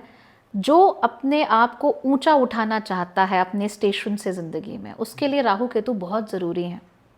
पढ़ाई में ऐसा होता था मेरे साथ, आ? पढ़ाई में होता था, जैसे 20-25 मिनट पढ़ा, हाँ। एकदम से डिस्ट्रैक्ट हुआ कि चलो देख लेता हूँ कुछ, जैसे फ़ोन चलाया तो 20-25 मिनट फिर वहीं घुस गए। एब्सोल्युटली। आप घड़ी में टाइम देख के डिस्ट्रैक्ट नहीं हो सकते, पर फ़ोन में टाइम देख के आप डेफिनेटली डिस्ट्रैक्ट हो सकते। तो मैम ऐसे क्या होता है कि हम जैसे पढ़ने बैठते हैं तो नींद आने लगती है, लेकिन रील देखते हैं तो नींद गायब हो जाती है। क्योंकि रील में मज़ा आ रहा है ना। और सबसे अच्छी बात क्या है, जब आप पढ़ रहे हो तो आपके आगे एक किताब है, उसमें कुछ नहीं बदल रहा, वो बोझिल है। लेकिन जब रील होगी उसमें सेकंड सेकंड में कपड़े बदल रहे हैं, कलर्स बदल रहे हैं, तो राहु को तो वही अच्छा लगेगा ना। Rahu likes that, chaos, colours, chaos, everything is changing, कोई चीज़ स्टेबल ही नहीं है, स्टेशनरी नहीं है। और जिस दिमाग को इस चट चट बदलती चीज़ की आदत हो जाएगी, वो कभी किताब नहीं देख सकता। इसलिए आजकल के बच्चे जिस माहौल में जी रहे हैं वो बहुत हानिकारक है। हमारे बच्चों का कॉग्निटिव जो बैलेंस है वो बिगड़ रहा है, और इसीलिए आगे आने वाले सालों में, 10-20 सालों में आप देखोगे children will have a very hard time study, क्योंकि उनको आदत हो चुकी है रील ऐसे scroll। मैंने भी ये चीज़ देखी है कि मतलब children become more dumber, they are, धीरे धीरे। And this is because of Rahu. क्यों? बच्चा, आप देखिए 2-2 महीने के बच्चे फ़ोन ले रहे हैं, फ़ोन को देख रहे हैं, फिर खाना खा रहे हैं। उनकी माएँ उन्हें खाना नहीं खिला सकती बिना फ़ोन के। और वो फ़ोन में क्या हो रहा है, कुछ चीज़ नाच रही है, म्यूज़िक चल रहा है। और एक बहुत पॉपुलर टीवी सीरियल है, बहुत लंबे समय से, नहीं, बहुत लंबे समय से इंडियन टेलीविज़न पे चला आ रहा है, बहुत लंबे समय से, शायद 15 साल तक चला। आई एम नॉट श्योर अभी चल रहा है या नहीं चल रहा, बट चल रहा है। उसमें एक बहुत इंटरेस्टिंग चीज़ है कि हर सेकंड पीछे ना कोई अजीब सी साउंड बजती रहती है। समझ गया मैं। कौन? समझ गया? समझ गया? ता-ना-ना-ना। हाँ, साउंड बजती रहती है। अगर आप वो साउंड हटा के उस सीरियल को देखोगे, आप टीवी फोड़ दोगे। बिल्कुल बिल्कुल समझ गया। आप समझ गए ना? अच्छा, जो सब देखती हैं, जो सब आंटियाँ देखते ही हैं। देखती हैं जो। हाँ। अच्छा अच्छा, ये सास भी कभी नहीं। बहू थी। नहीं नहीं नहीं, ये अभी हम नाम नहीं लेंगे, we will not take any names, but उस सीरियल में वो पीछे चलता आई रहता टेल यू, अगर आपको समझ में आए तो कमेंट्स में बताएं, मैं समझ गया हूँ। मैं नहीं मैं तो समझा। है। अगर आप YouTube देखते हैं तो वो हर जगह है, इट्स एवरीवेयर। एवरीवेयर। बट उसके पीछे एक साउंड चलती रहती है, रिमूव द साउंड, जो हर थोड़ी थोड़ी देर में आती रहती है। और वो साउंड जो कसिनोज में स्लॉट मशीन्स होती है ना, उनके साउंड के जैसी हैं। That's Rahu, and that is the reason people are addicted to that show. Otherwise आप साउंड हटा दो वो पीछे वाली, आप वो शो नहीं देख सकते। समझ गया। तो मैम आप हमें ये बताइए कि जैसे आपने राहु केतु के बारे में बात करी है, तो वो बिगड़ सकते हैं, बिगड़ ही रहे हैं वो तो आजकल। बिगड़े हुए ही हैं। बिगड़े हुए हैं। तो इन बिगड़ों को ठीक कैसे करना है, लाइन पे कैसे लाना है? देखो, सबसे पहली बात ये है, राहु और केतु आपके फोकस को हिला देते हैं। इसीलिए कोई भी व्यक्ति अगर अपने आप को साधना चाहे तो सबसे पहले अपने जीवन से फ़ोन और उसके डिस्ट्रैक्शंस को हटाए। अगर आपका हाथ जो है फ़ोन में बस चलता रहता है अंगूठा ऐसा, आप उनके चक्कर में फंस चुके हो, आपको बचाना मुश्किल है। कुछ लोग तो इतने एडिक्टेड होते हैं, ऑफिस में भी लंच के टाइम में बिना फ़ोन देखे या सीरियल देखे खाना नहीं खा पाते। हाँ। और उनके बच्चे भी ऐसे ही निकलते हैं। तो सबसे पहले आप फ़ोन के गुलाम होना बंद कीजिए। आप किसी पर्टिकुलर जो डिजिटल मीडिया पे आपके सामने आ रहा है, खासतौर पे ऐसी चीज़ का कोई मतलब ही नहीं है, यूजलेस नॉनसेंस। कोई भी नाच रहा है, एक गाना चल रहा है, चैलेंज चल रहा है, आप देख रहे हो पागलों की तरह, वही डांस है, वही स्टेप है, पर आपको 50 लोगों को 50 तरीके से करते हुए देखना है। You wasting your time. तो मैम इसमें एक चीज़ है कि अगर जैसे हमें फ़ोन पे इतना मज़ा आने लगता है ना, मुझे लगता है it's because our reality is very bad. That's why हमें फ़ोन अच्छा लगने लगता है, उस पर जो रील्स आ रही है वो बेहतर लग रही है, बिकॉज हम रियलिटी से भाग रहे हैं। और शायद मेरे ख्याल से राहु केतु मेरे हिसाब से तो ये नहीं है, मतलब मेरे हिसाब से तो मतलब फ़ोन अगर आप ढंग से मतलब यूटिलाइज करो तो बहुत अच्छा भी है फ़ोन। अगर आप रील ही देख रहे हैं या कुछ कर रहे हैं तो वो बट श्रेय, ज़्यादातर लोग क्या कर रहे हैं? नहीं कर रहे हैं। Who are utilizing things? कौन यूटिलाइज? आप बताओ अपने फ़ोन में कितनी बार या कितना समय आप लोकेशन देखते हुए बताते हो और कितना समय आप इंस्टाग्राम स्क्रॉल करते हुए बताते हो? रात को सोने से पहले जब आप फ़ोन खोलते हो तो आप लोकेशन के लिए या गूगल पे कोई बढ़िया सर्च करने के लिए तो नहीं कर रहे हो।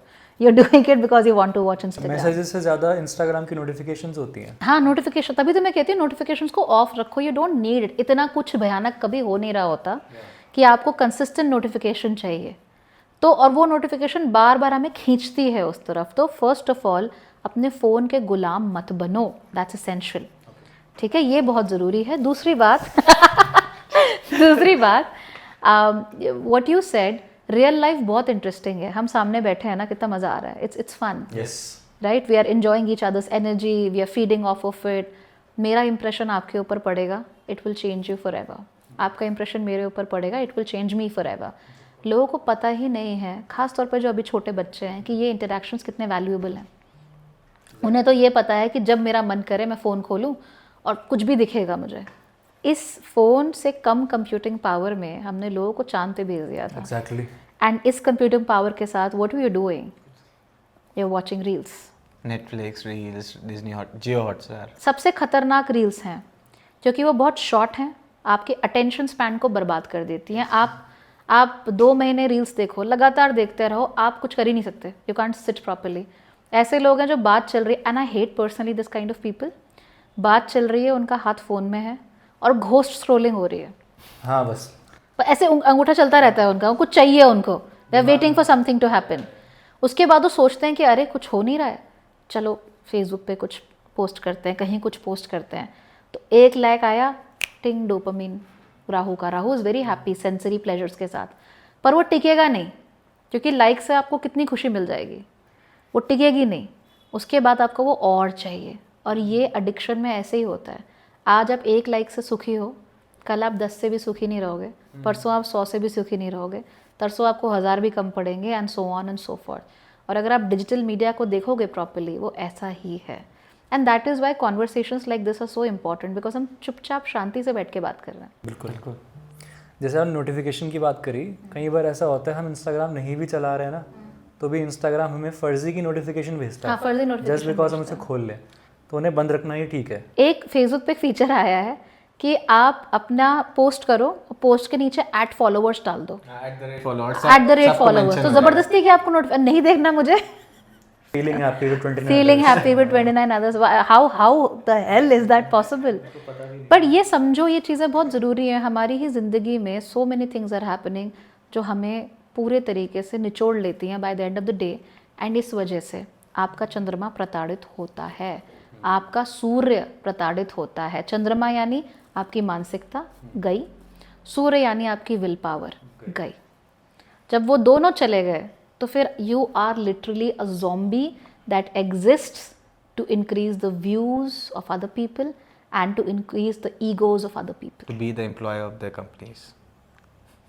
वैसे बहुत अच्छी बात कही है। We don't realize that we are employees of Instagram because हम उन्हें लाइक पे लाइक दिए जा रहे हैं। We are all That too for free. free employees of Instagram. So a lot of people ask you, oh, like why are you charging? Why are you not doing it for free?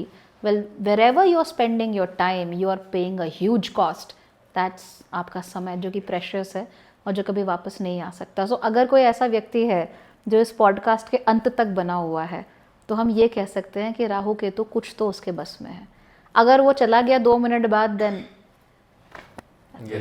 God help you.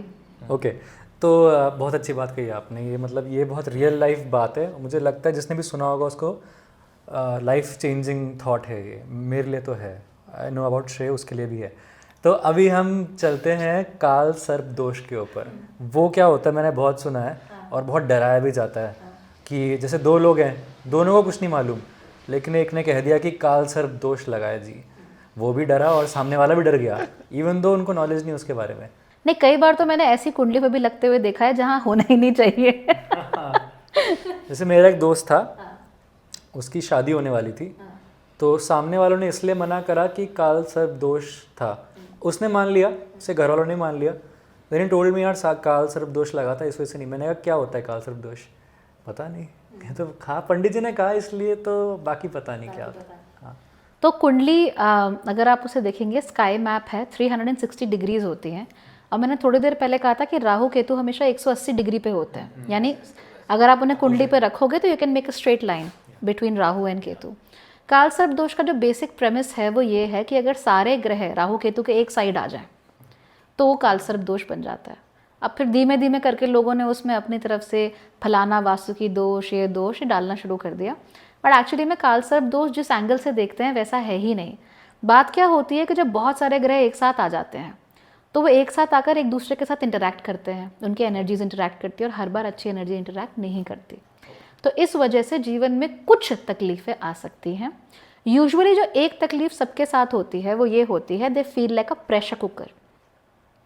पर उसमें राहु केतु का कोई role नहीं होता. Role होता है उन ग्रहों का जो एक साथ आ गए. राइट, 180 डिग्री में आधा कर दिया ना, तो सारे ग्रह अगर इधर आ जाएंगे they will interact with each other. तो जब ये ग्रह इंटरैक्ट करते हैं आपकी ज़िंदगी में प्रेशर ज़्यादा आपको महसूस होता है. आपको हर चीज़ थोड़ी मुश्किल लगती है करनी. आपको हमेशा ये लगता है कि आपको किसी ने बांधा हुआ सा है. But that is not because of Rahu and Ketu, that is because of the other planets. तो मैं पर्सनली काल सर्प दोष में नहीं मानती हूँ. आई don't think it exists. I don't think it is something जिस पे बहुत ज़्यादा ध्यान देना चाहिए. अगर आप केवल तारा ग्रहों को देख लो, जो 5 ग्रह होते हैं अपार्ट फ्रॉम सूर्य, चंद्रमा एंड राहु केतु, वही आपको सारी जानकारी आपके ह्यूमन एक्सपीरियंस की दे देंगे. एक्सेसिवली दोष लगाने की ज़रूरत नहीं है. और अगर आप पढ़ रहे हैं तो कुंडली में बहुत सारे और ऐसे योग बनते हैं विच क्रिएट इशूज़.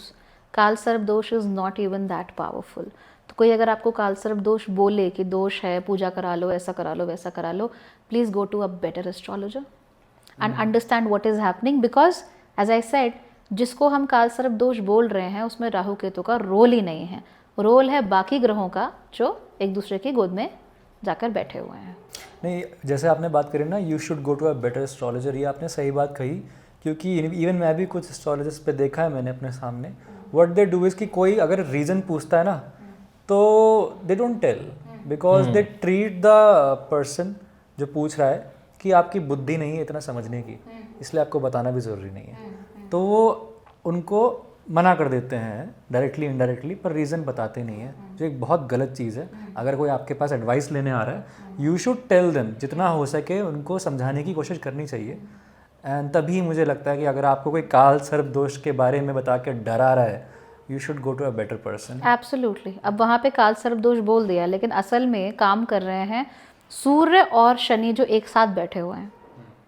तो दिक्कत तो वहाँ से आ रही है ना. बट हम बोल राहु केतु रहे हैं कि राहु केतु के साथ दिक्कत है. एंड वी मस्ट अंडरस्टैंड कि राहु और केतु छाया ग्रह हैं. They are not real planets.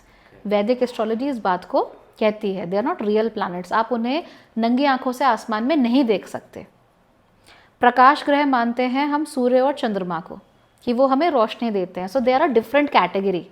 Then छाया ग्रह हैं Rahu Ketu, they are a different category. वो अपने आप से कुछ नहीं कर सकते. राहु और केतु की टेंडेंसीज होती हैं वो इस पर निर्भर करती हैं वो कौन से राशि में है, उस राशि का स्वामी कौन है. अपने आप से they will suddenly not come and create issues.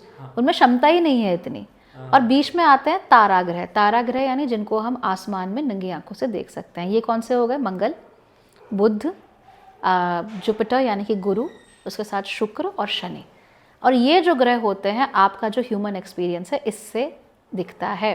So again काल सर्प दोष पे आते हैं। सूर्य और शनि एक साथ बैठे हुए हैं, एक दूसरे के शत्रु। ओके, मंगल भी शनि के साथ में बैठे हुए हैं, मंगल सूर्य और शनि एक साथ बैठे हुए हैं, कांड तो करेंगे, प्रॉब्लम तो क्रिएट करेंगे। ऐसा नहीं कि मैनेज नहीं हो सकता, मैनेज हो सकता है, पर पहले देखो तो सही कि प्रॉब्लम है कहाँ। मेरे कंधे में दर्द हो रहा है, कई बार ये कंधे का दर्द गैस की वजह से भी हो सकता है, पर अगर मैं कंधे के दर्द के लिए उसमें मलहम लगाती रहूँगी तो हो चुका। सर में दर्द हो रहा है लेकिन घुटने में मलहम लगाएंगे, घुटने में मलहम लगाएंगे। एग्जैक्टली। तो हमेशा हमें यही देखना है कि प्रॉब्लम एग्जैक्टली आ कहाँ से रही है, आप वो पता करो, then you will do. And इसीलिए जब भी आई हैव कंसल्टेशंस, सबसे पहले मैं आपको आपकी कुंडली समझाती हूँ कि ये है, इस वजह से ऐसा है। और जो उनके सवाल होते हैं, सवालों का जवाब देने में इट टेक्स 2 मिनट्स। अगर आप वो बेसिक समझ गए, उसके बाद आपको एस्ट्रोलॉजर के पास जाने की ज़रूरत नहीं है। ये बहुत अच्छी बात कही आपने कि जो आपके पास आ रहा है कंसल्टेशन लेने के लिए, उसको आप सिर्फ जवाब नहीं देते, रेमेडीज़ नहीं देते, उसको सिखाते हो ताकि वो आजीवन अपना ख्याल खुद रख सके। आपको किसी के पास जाने की ज़रूरत ही नहीं है। आप समझ गए ना कि अच्छा मेरा सूर्य शनि साथ में है, इस वजह से मैं काम करना तो चाहता हूँ पर मैं रोक लेता हूँ खुद को। वी अंडरस्टूड दैट, तो उसको ठीक करो।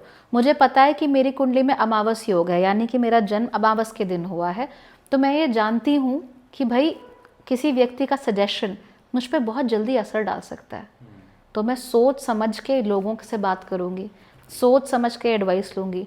मुझे पता है कि मेरा जुपिटर जो है वो ख़राब स्थिति में है, तो मैं ज़्यादा बाबाओं के चक्कर नहीं काटूंगी, मैं ज़्यादा इन चीज़ों के चक्कर नहीं काटूंगी, ज़्यादा रिलीजियोसिटी स्पिरिचुअलिटी में नहीं पढ़ूंगी।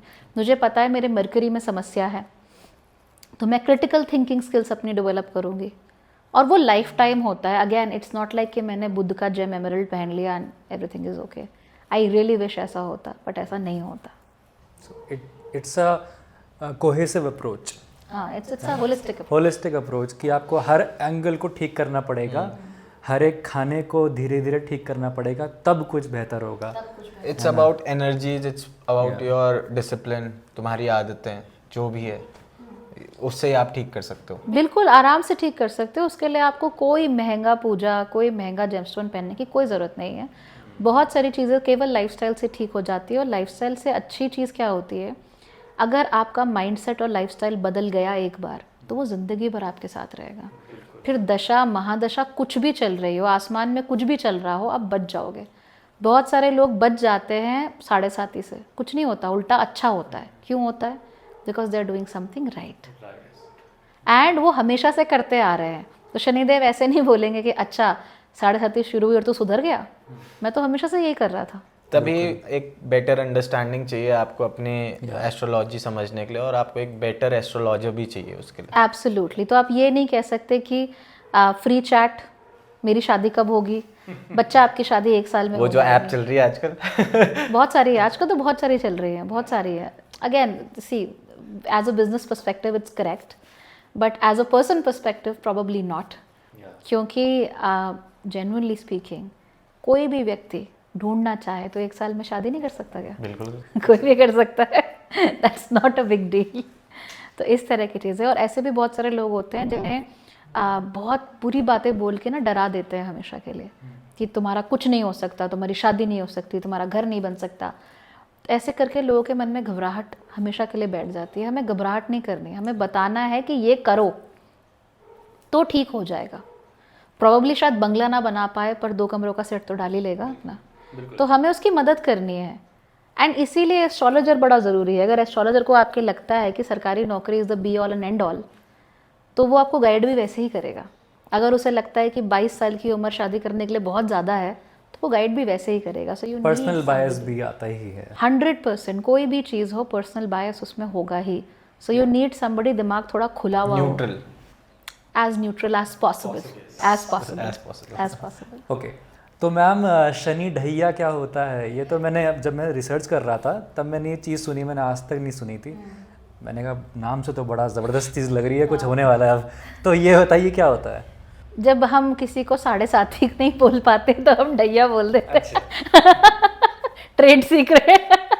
ऐसा एक्चुअली क्या होता है, शनि ढैया कई बार 7.5 से ज़्यादा त्रासदायक होती है, परेशान करने वाली, दुख देने वाली। ये होता तब है जब शनि चौथे या 8वें घर से गोचर कर रहे हो। तो अगर आपका राशि मेष है और शनि इस समय पर कर्क राशि में है, या फिर वो स्कॉर्पियो यानी वृश्चिक राशि में है, तो आपकी ढैया लगती है। ये दोनों जो केस होते हैं, ख़ास तौर पे चौथे घर की ढैया में, आपके अंदर की negative habits, negative thinking patterns वो उभर कर बाहर आने लगते हैं। तो हमेशा से क्या कहते हैं, आपको मम्मी पराठे बना के खिलाती थी, क्रंची पराठे। Now you are like I want soft parathas. तुमने मुझे सॉफ्ट पराठे क्यों नहीं दिए? Because you hate me. That's very negative attitude. That is a very negative attitude. सब लोग मुझे छोड़कर चले जाते हैं, मीन राशि वालों को तो कुछ नहीं हो सकता। तो जितनी नेगेटिविटी हो सकती है आपके अंदर, जो आपने सालों से कलेक्ट की हुई है, अगेन सालों से कलेक्ट की हुई है, वो एकदम उभर कर बाहर आने लगती है और आप रोक नहीं पाते। फर्स्ट जो आपका रिस्पॉन्स होता है वो नेगेटिव रिस्पॉन्स निकल के आने लगता है। आपके अंदर के जो फियर्स होते हैं, they can be rational, they can be irrational. मेरे घर पे हाँ, वो नेगेटिव चीज़ें निकल के बाहर आने लगती हैं, बिल्कुल निकल के। आपका बात करने का, सोचने का तरीका ही स्क्यू हो जाता है। मतलब ये समझ लो आपकी आंखों पे चश्मा चढ़ गया काले रंग का। Then everything that is negative about you will come out on the surface. यहाँ पे ये प्रॉब्लम होनी शुरू हो जाती है। जब 8वें घर में ढैया लगनी शुरू होती है, उस समय पे यही जो चौथे घर की नेगेटिविटी थी, अगर आपने वहाँ पर उसको ठीक नहीं किया, फिर वो 8वें घर में आके और परेशान करेगी। स्पेसिफिकली आपके लोगों के साथ जो रिलेशनशिप्स हैं, वहाँ पे वो खराबी करना शुरू कर देती है। It starts breaking relationships. तभी आपने देखा होगा कई बार झगड़ा 5 साल पहले होता है, पर डिवोर्स 5 साल बाद होता है उसकी वजह से, क्योंकि तब तक लोग झेल रहे होते हैं। एंड देन कम्स शनि ढैया और फिर वो झेलने के बाहर हो जाता है, तो लोग छोड़। तो ढैया अक्सर बहुत परेशान कर देती है। हैंडल करने के तरीके हैं, बहुत सिंपल तरीके हैं, बट उसके लिए माइंडसेट वैसा चाहिए। अगर आप हाय हाय ढैया करते हुए सोचोगे तो वो तो अपने आप में ही इतना नेगेटिव है, आपकी कोई मदद नहीं कर सकता। You know, so that's what. And yes, it's a very important thing. ढैया नाम से ही है, 2.5 साल चलेगी। रीज़न ये है कि एक राशि में शनि लगभग 2.5 साल रहते हैं। तो अगर चौथी राशि से गुजर रहे हैं तो 2.5 साल वहाँ और फिर 2.5 साल आपका 8वें घर में। इसीलिए अगर आपका चंद्रमा इन घरों में हो, यू नो, और उसी 7.5 लग रही है अगर आपकी, उसके साथ साथ दशा भी लग रही है, तो खतरनाक है मामला। तो क्या इसी वजह से लोग ईमो मोड में चले जाते हैं? हाँ, सब मेरे लिए ख़राब है। अच्छा। सबने मेरे साथ बुरा किया है। हाँ, मेरे साथ मैंने सबके लिए सब कुछ किया, मुझे क्या मिला। करते हैं लोग। अच्छा, शनि का एक बहुत बड़ा आपको बताती हूँ सिम्टम कह लीजिए। सिम्टम ये है, मेरी इज्जत क्यों नहीं कर रहा है। जैसे लापतागंज में एक कैरेक्टर था ना, वो कहता हमसे किसी ने कहा ही नहीं, हमसे किसी ने पूछा ही नहीं। तो ये बहुत ज़्यादा हो जाता है। They want to be known, they want to be respected. तो ये नीड फॉर रिस्पेक्ट शनि के अंदर बहुत ज़्यादा होती है। तो ऐसे लोग आपको शादियों पार्टी में बहुत दिखेंगे कि आपके सामने से आपने उनको नमस्ते कर दिया, उन्होंने नहीं देखा, पर फिर भी वो कहेंगे कि उसके लड़के ने मुझे नमस्ते नहीं किया। Because they are very hyper aware of that who is respecting me and who is not respecting me. Okay, तो मैम इसके साथ ना एक क्वेश्चन भी बड़ा कॉमन है, वो ये होता है कि किसी की ज़िंदगी में, हर किसी की ज़िंदगी में कुछ चीज़ें बार बार होती हैं, कुछ परिस्थितियाँ बार बार जन्म लेती हैं, और हम उनसे कितना भी दूर भागने की कोशिश करें, वो वापस उसी सर्कल में फंसते जाते हैं। ऐसा क्यों होता है? हमारे मून की वजह से। चंद्रमा के साथ ही हमारे सारे कर्म, हमारे सारे थॉट्स, हमारी सारी टेंडेंसीज जुड़ी हुई होती हैं, और ये चंद्रमा ही बताता है कि हमारी नज़र आखिर जाएगी कहाँ।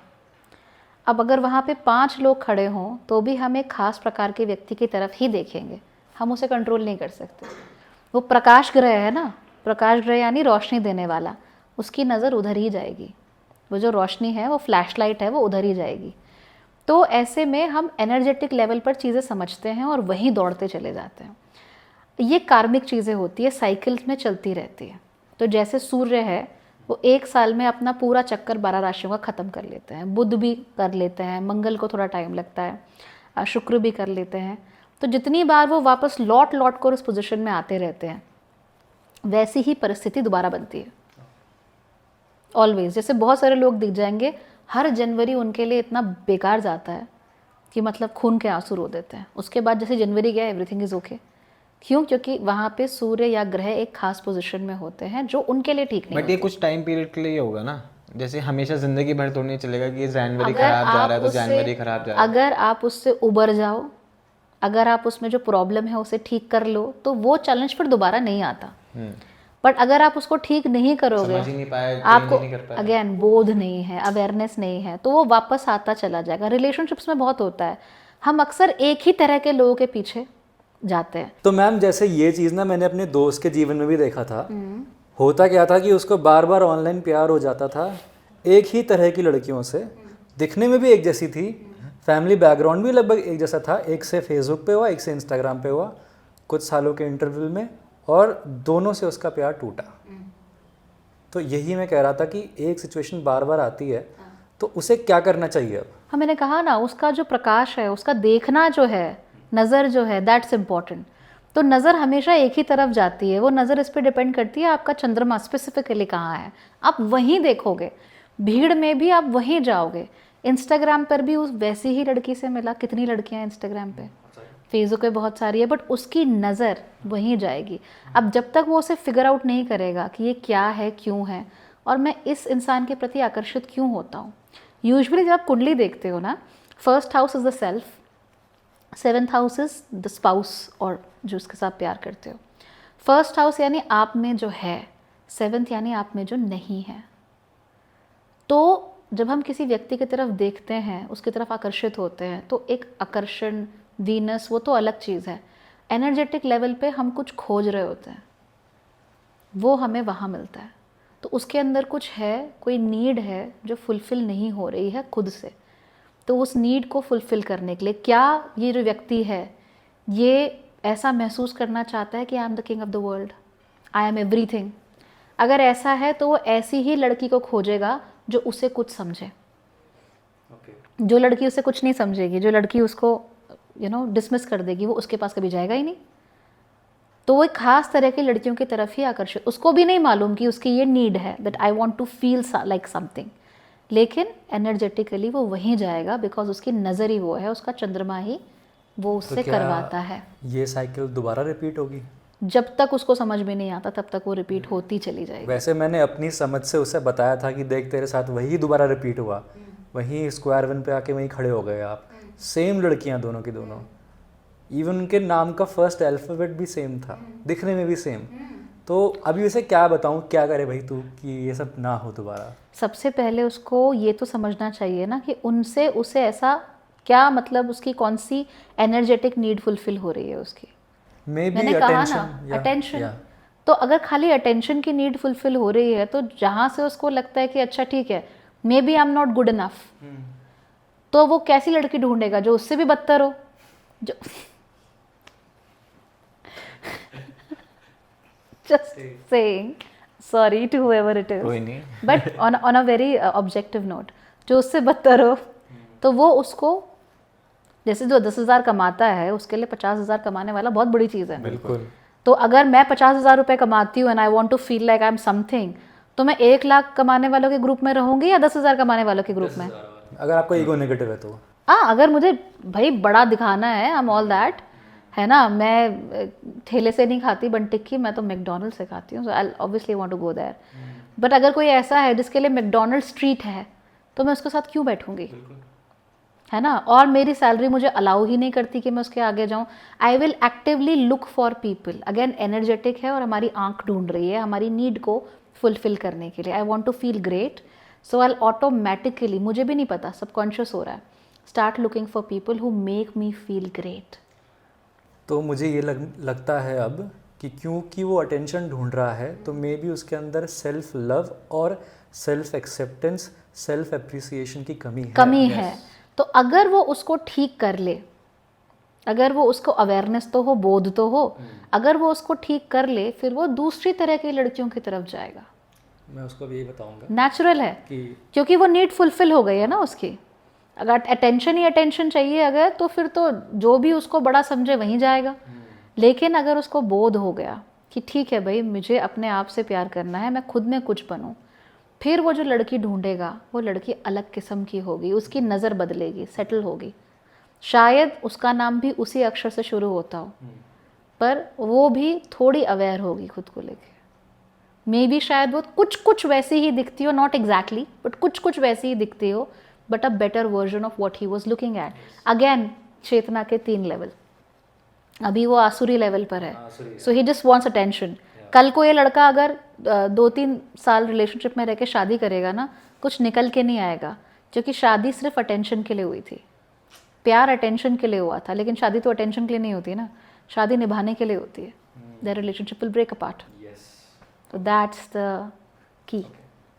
तो मैम जैसे आपने पहले कहा था कि एफर्ट्स के थ्रू हम अपने ग्रहों की जो इम्पैक्ट है उसको पॉजिटिव बना सकते हैं कुछ हद तक, तो मुझे बताइए जितने ग्रह हैं उन ग्रहों के लिए हम क्या क्या एफर्ट्स लगा सकते हैं ताकि वो थोड़े बेटर हों हम सबके, without any money of course. That's important, and यही चीज़ बतानी भी है सबको कि आपको अपने आप को बेहतर करने के लिए लाखों रुपया खर्च करने की, पूजा पाठ कराने की, हवन कराने की और घंटियाँ बजाने की, जेमस्टोन्स पहनने की ज़रूरत नहीं है। You can do a lot better, and I have seen people, उनकी ज़िंदगी की प्रॉब्लम सॉल्व होते हुए और उनकी पर्सनैलिटी 180 डिग्री मैंने चेंज होती हुई देखी है within 3 months of doing these उपायज।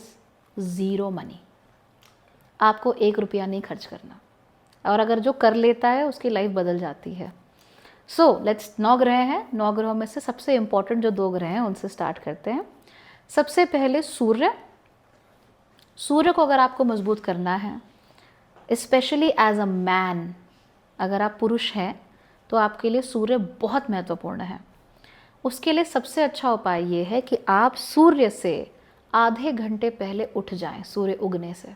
तो अगर 6 बजे सूर्य उगेगा, आप 5:30 बजे उठोगे। डोंट मेक इट लाइक तारों की छाँव में मुझे उठना है 4:30 बजे, 3:30 बजे, एक्सट्रीम जाने की ज़रूरत नहीं है। गृहस्थ हो, गृहस्थों के रूल फॉलो करो, योगियों के रूल फॉलो मत करो। Control your emotions, okay. And then don't give yourself brownie points कि मैं तो 4:30 बजे उठ गया एंड देन दिन में आप सो रहे हो। Nonsense, don't do that. आप सूर्य उगने से आधे घंटे पहले उठो, फ्रेश हो, take a bath, wear nice clothes, और उसके बाद 6 बजे जब सूर्य उग रहा है यू शुड बी आउट। 6 से कम 6:30, हो सके तो 7 बजे तक बाहर धूप में रहो।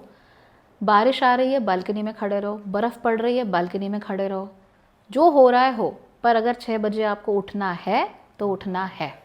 अगर सूर्य ने उगना नहीं छोड़ा तो आप भी सोते नहीं रह सकते। End of story. और जैसे अभी पॉसिबल नहीं होता कि जैसे 6 बजे उठ के काम वगैरह भी होते हैं, जैसे उस टाइम फ्रेश फ्रूश होके आप बाहर जा सकते हो ना, सिर्फ नहाना धोना तो जरूरी नहीं है ना। नहा लो तो अच्छा है। फिर काम भी करना है, फिर नहाना कितनी पड़ेगा। देर लगती है तुम्हें नहाने में? You don't even have long नहीं, हेयर। फिर उसके बाद काम भी तो करना है, घर का झाड़ू पोछा, बर्तन वर्तन। तो आराम से करो, पर पहले आधा घंटा सूर्य में बिताओ। टाइम डायलेशन मालूम है? तो इसलिए मैं बोल रहा पहले नहा लूंगा तो फिर दोबारा भी नहाना पड़ेगा ना। तो नहाने के बाद सफाई क्यों नहीं कर सकते? ये लॉजिक कहाँ से आया? फिर नहाना पड़ेगा। कोई बात नहीं, मैं पूछ रहा था। एक्सटेंड हो गया। तू पहले शुरू तो कर। टाइम डायलेशन ऐसे ही होता है, time takes up space, okay, according to what you need to do. तो अगर मुझे सुबह उठना है, झाड़ू भी लगाना है, सूर्य में भी जाना है, और मेरे लिए टॉप प्रायोरिटी सूर्य में जाना है, तो मैं आधा घंटा सूर्य में भी हो आऊँगी और मैं झाड़ू भी लगा लूँगी। My time will work according to me, not the other way round. ठीक है, तो यही तो सूर्य है, अपने विल से चीज़ें करना, इच्छा शक्ति के थ्रू चीज़ें करना। अगर तुम्हें पूछना पड़ रहा है, इसका मतलब सूर्य अभी कमज़ोर है। अगर तुम करना शुरू कर दोगे तो सूर्य इतना मजबूत होगा कि हो सकता है कि उठते साथ पहले झाड़ू ही लगा दो। क्यों? है ना? सो that is important and spend that time. हो सके तो आप दिन के टाइम पे अपना मतलब बेड मत देखो, सो मत, लेटो मत। कभी अति हो गई, that is once in a blue moon, अति हो गई तो ठीक है, बट आपको दिन के टाइम पे सोना नहीं है। Specially if you are a man, do not sleep during the day time. अच्छी चीज़ नहीं होती वो, और वो आपको अंदर ही अंदर खोखला और कमज़ोर कर देगी, और आपकी बोली हुई बात का कोई मोल नहीं रह जाता, और आपकी सेहत बहुत ख़राब होती है। ओके, तो इसका आप ध्यान रखोगे सुबह, और सुबह जो धूप है आँखों में पड़नी चाहिए, राइट। तो ऐसा भी नहीं है कि उठे, खिड़की खोली, लेट गए, No, you have to be out in the sun. Your entire body should experience the sun, especially your eyes should get some sunlight. ये करो, आपका सूर्य मजबूत होगा, 3 महीने के अंदर आपका जीवन चेंज और 1 साल के अंदर आपकी काया पलट होगा. And you can not deny it. अगर आपने 365 दिन ये किया है, उसके बाद आप आके ये नहीं बोल सकते कि things have not change. They will change. ये जैसे सूर्य का उगना शाश्वत सत्य है, वैसे ही इसके थ्रू जीवन बदलना भी शाश्वत सत्य है. ओके. देन नंबर 2, चंद्रमा. चंद्रमा को मैनेज करना जेन्युइनली मुश्किल है. यूजुअली हम राहु केतु शनि की बात करते हैं, बट अगर एक प्लैनेट है जिसको साधना मुश्किल है, that is the moon. Moon को साधने के लिए सबसे पहले ये ज़रूरी है कि आप फिगर आउट करो कि चंद्रमा कौन से नक्षत्र में है जाकर बैठा हुआ, और उसकी जो नेचुरल टेंडेंसीज़ हैं आप उसको समझो. चंद्रमा हमेशा एक रिदम पे चलता है. आपको वो रिदम समझनी पड़ेगी और अपनी ज़िंदगी उस रिदम के हिसाब से चलानी पड़ेगी. फॉर इंस्टेंस, कुछ लोगों का चंद्रमा, अगेन मीन राशि की बात करते हैं, ये लोग 4 से 6 बजे तक ये करूँगा, 6 से 8 ये करूँगा, 8 से 12 ये करूँगा, नहीं कर सकते. उनकी रिदम ऐसी है ही नहीं. उनकी रिदम कैसी है, आज मुझे 5 काम करने हैं, शाम तक मैं ख़त्म कर लूँगा. अब मैं कब करूँगा, क्यों करूँगा, कैसे करूँगा, पहले वहाँ जाऊँगा, पहले वहाँ जाऊँगा, ये नहीं हो सकता. और जितना ये ज़बरदस्ती अपने आप को इन चीज़ों में डालने की कोशिश करते हैं रिजिड स्केड्यूल्स में, उतना ये तंग होते हैं. लेकिन वहीं अगर कोई कन्या राशि का व्यक्ति है, उसके लिए आप ये कर सकते हो कि 2 से 4 ये हो रहा है, डॉट 4 से 6 ये हो रहा है, डॉट 6 से फलाना ये हो रहा है. अब ये व्यक्ति कन्या राशि का अगर इन रिदम्स में बंधा रहेगा तो वो बड़ा खुश रहेगा, उसको बड़े मज़े आएंगे. क्यों? क्योंकि उसकी रिदम ऐसी ही है. अगर कोई सिंह राशि वाला व्यक्ति है या मान लीजिए मेष राशि वाला व्यक्ति है, वो काम तभी करे जब उसमें वो इंटरेस्टेड हो, वरना ना करे. राइट. कोई तुला राशि वाला व्यक्ति है, अब आप उससे कहो कि आइसोलेट होके काम करो, वो नहीं कर सकता, उसके बस की नहीं है. उसको लोग चाहिए अपने आसपास, उसको 4 लोगों से बात भी करनी है, उसे कॉफ़ी मशीन के सामने भी खड़ा होना है, किसकी शादी हुई, किसका झगड़ा हुआ, उसको वो भी जानना है. अगर आप उसे रोकोगे तो दिक्कत हो जाएगी. वृषभ राशि वाले को अगर आप बोलोगे कि दौड़ भाग का काम कर, वो नहीं कर सकता. जेमिनी राशि वाले को अगर आप ये बोलोगे कि आप बहुत ही डिफ़िकल्ट कॉम्प्यूटेशंस अभी अभी करके दो, अभी दो, वो नहीं कर सकता, क्योंकि उसकी रिदम ही नहीं है वैसी. तो चंद्रमा कहाँ पे है, कौन से राशि में, नक्षत्र में है, this is slightly complicated. For this you need a ज्योतिषी, बट उसके लिए आप काम कर सकते हो. हालांकि भगवान शिव को जल चढ़ाना इज़ द ईजीएस्ट वे अपने चंद्रमा को कंट्रोल में लाने में. दूसरी चीज़ जो आप कर सकते हो वो है प्राणायाम. प्राणायाम बहुत सिंपल है. किसी भी तरीके का आप उज्जयी ब्रीदिंग कर लो, चाहे आप अनुलोम विलोम कर लो. अनुलोम विलोम इज़ जनरली द बेस्ट. आप उसको करो और आपका चंद्रमा आपके कंट्रोल में होगा. अगेन ये भी होगा. नाउ इमेजिन आप सुबह 6 बजे उठ रहे हो, आपके पास आधा घंटा है. आधे घंटे में अपनी बालकनी में या छत में बैठ के आप अनुलोम विलोम कर रहे हो. सूर्य डन, चंद्रमा डन. जैसे ही आपने प्राणायाम कहा, हम दोनों ने गहरी सांस ली अपने आप. You are like sleeper cells. The moment you say pranayam, you get activated. Okay. हमारा कोई मकसद नहीं है. देखो, प्रकाश ग्रह के बाद जो दूसरी कैटेगरी है ग्रहों की, वो है तारा ग्रहों की. ये 5 होते हैं टोटल. उसमें सबसे पहले आता है मंगल. मंगल को अपना मजबूत रखने के लिए सिंपल सी चीज़ है, चाहे मंगल आपकी कुंडली में उच्च के हो, नीच के हो, मंगल दोष हो, कुछ भी हो, you need at least 30 minutes of mild to moderate exercise. That's it. अब आप छोटे हैं, लंबे हैं, मोटे हैं, पतले हैं, आप कुछ भी कर रहे हो, उससे कोई फ़र्क नहीं पड़ता. 30 minutes of mild आपको अपने आप को एक्सरसाइज देनी है. Your body should move. उससे क्या होता है, मंगल को मजबूती मिलती है. और उसके साथ साथ ही आप ये भी कर सकते हो, need to eat significant quantities of food. बहुत सारे लोग हैं, एंड लड़कियों में आपको ज़्यादा देखने को मिलेगा, they don't eat food properly. बहुत कम खाएंगी या खाएंगी ही नहीं. वो तो सभी कर रहे हैं, है ना. हाँ, तो ये सबके साथ होता है. एंड अगर हम अपनी फूड हैबिट्स को ऐसे करें, मतलब ईट प्रॉपर्ली. बहुत सारे लोग होते हैं, ओ हमारा वज़न बढ़ रहा है तो हम दिन में 3 टाइम नहीं खाएंगे, हम फास्टिंग करेंगे. मत करो. ईट प्रॉपर्ली 3 meals a डे. उससे आपका शरीर स्वस्थ रहेगा. चाहे आपके शरीर में फैट हो, चाहे कुछ भी हो, यू विल बी हेल्दी. चाहे आप बहुत पतले ही क्यों ना हो, ईट 3 meals a day, you will be healthy. Otherwise आपका मंगल हो जाएगा परेशान। जब मंगल परेशान होगा आप इरिटेट होना शुरू हो जाओगे, you will become very irritable, क्योंकि आप कमज़ोर हो जाओगे, आपकी बॉडी को फ्यूल नहीं मिलेगा। तो वो जो इरिटेबिलिटी है फिर उससे आपके रिश्ते टूटेंगे ही टूटेंगे। So eat 3 meals a day, proper 3 meals, and उसके साथ साथ ही give yourself just 30 minutes of mild exercise, that's it. उससे ऐसा नहीं कह सकते कि आपका वजन बढ़ जाएगा या कम हो जाएगा, वो that's a different story, but आपका मंगल एकदम काबू में रहेगा। जब मंगल काबू में रहेगा तो बाकी चीज़ों को होने में मदद करेगा।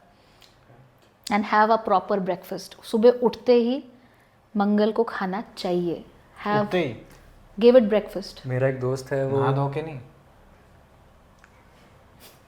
खैर मेरा एक दोस्त है वो अपनी शुरुआत करता है पोहे के साथ, जो उसे बड़ा अच्छा लगता है कि पेट लाइट रहता है, लेकिन इस वजह से उसका मंगल तो गया। फिर मंगल गया और वो कमज़ोर बहुत होगा। पोहा क्यों क्यों?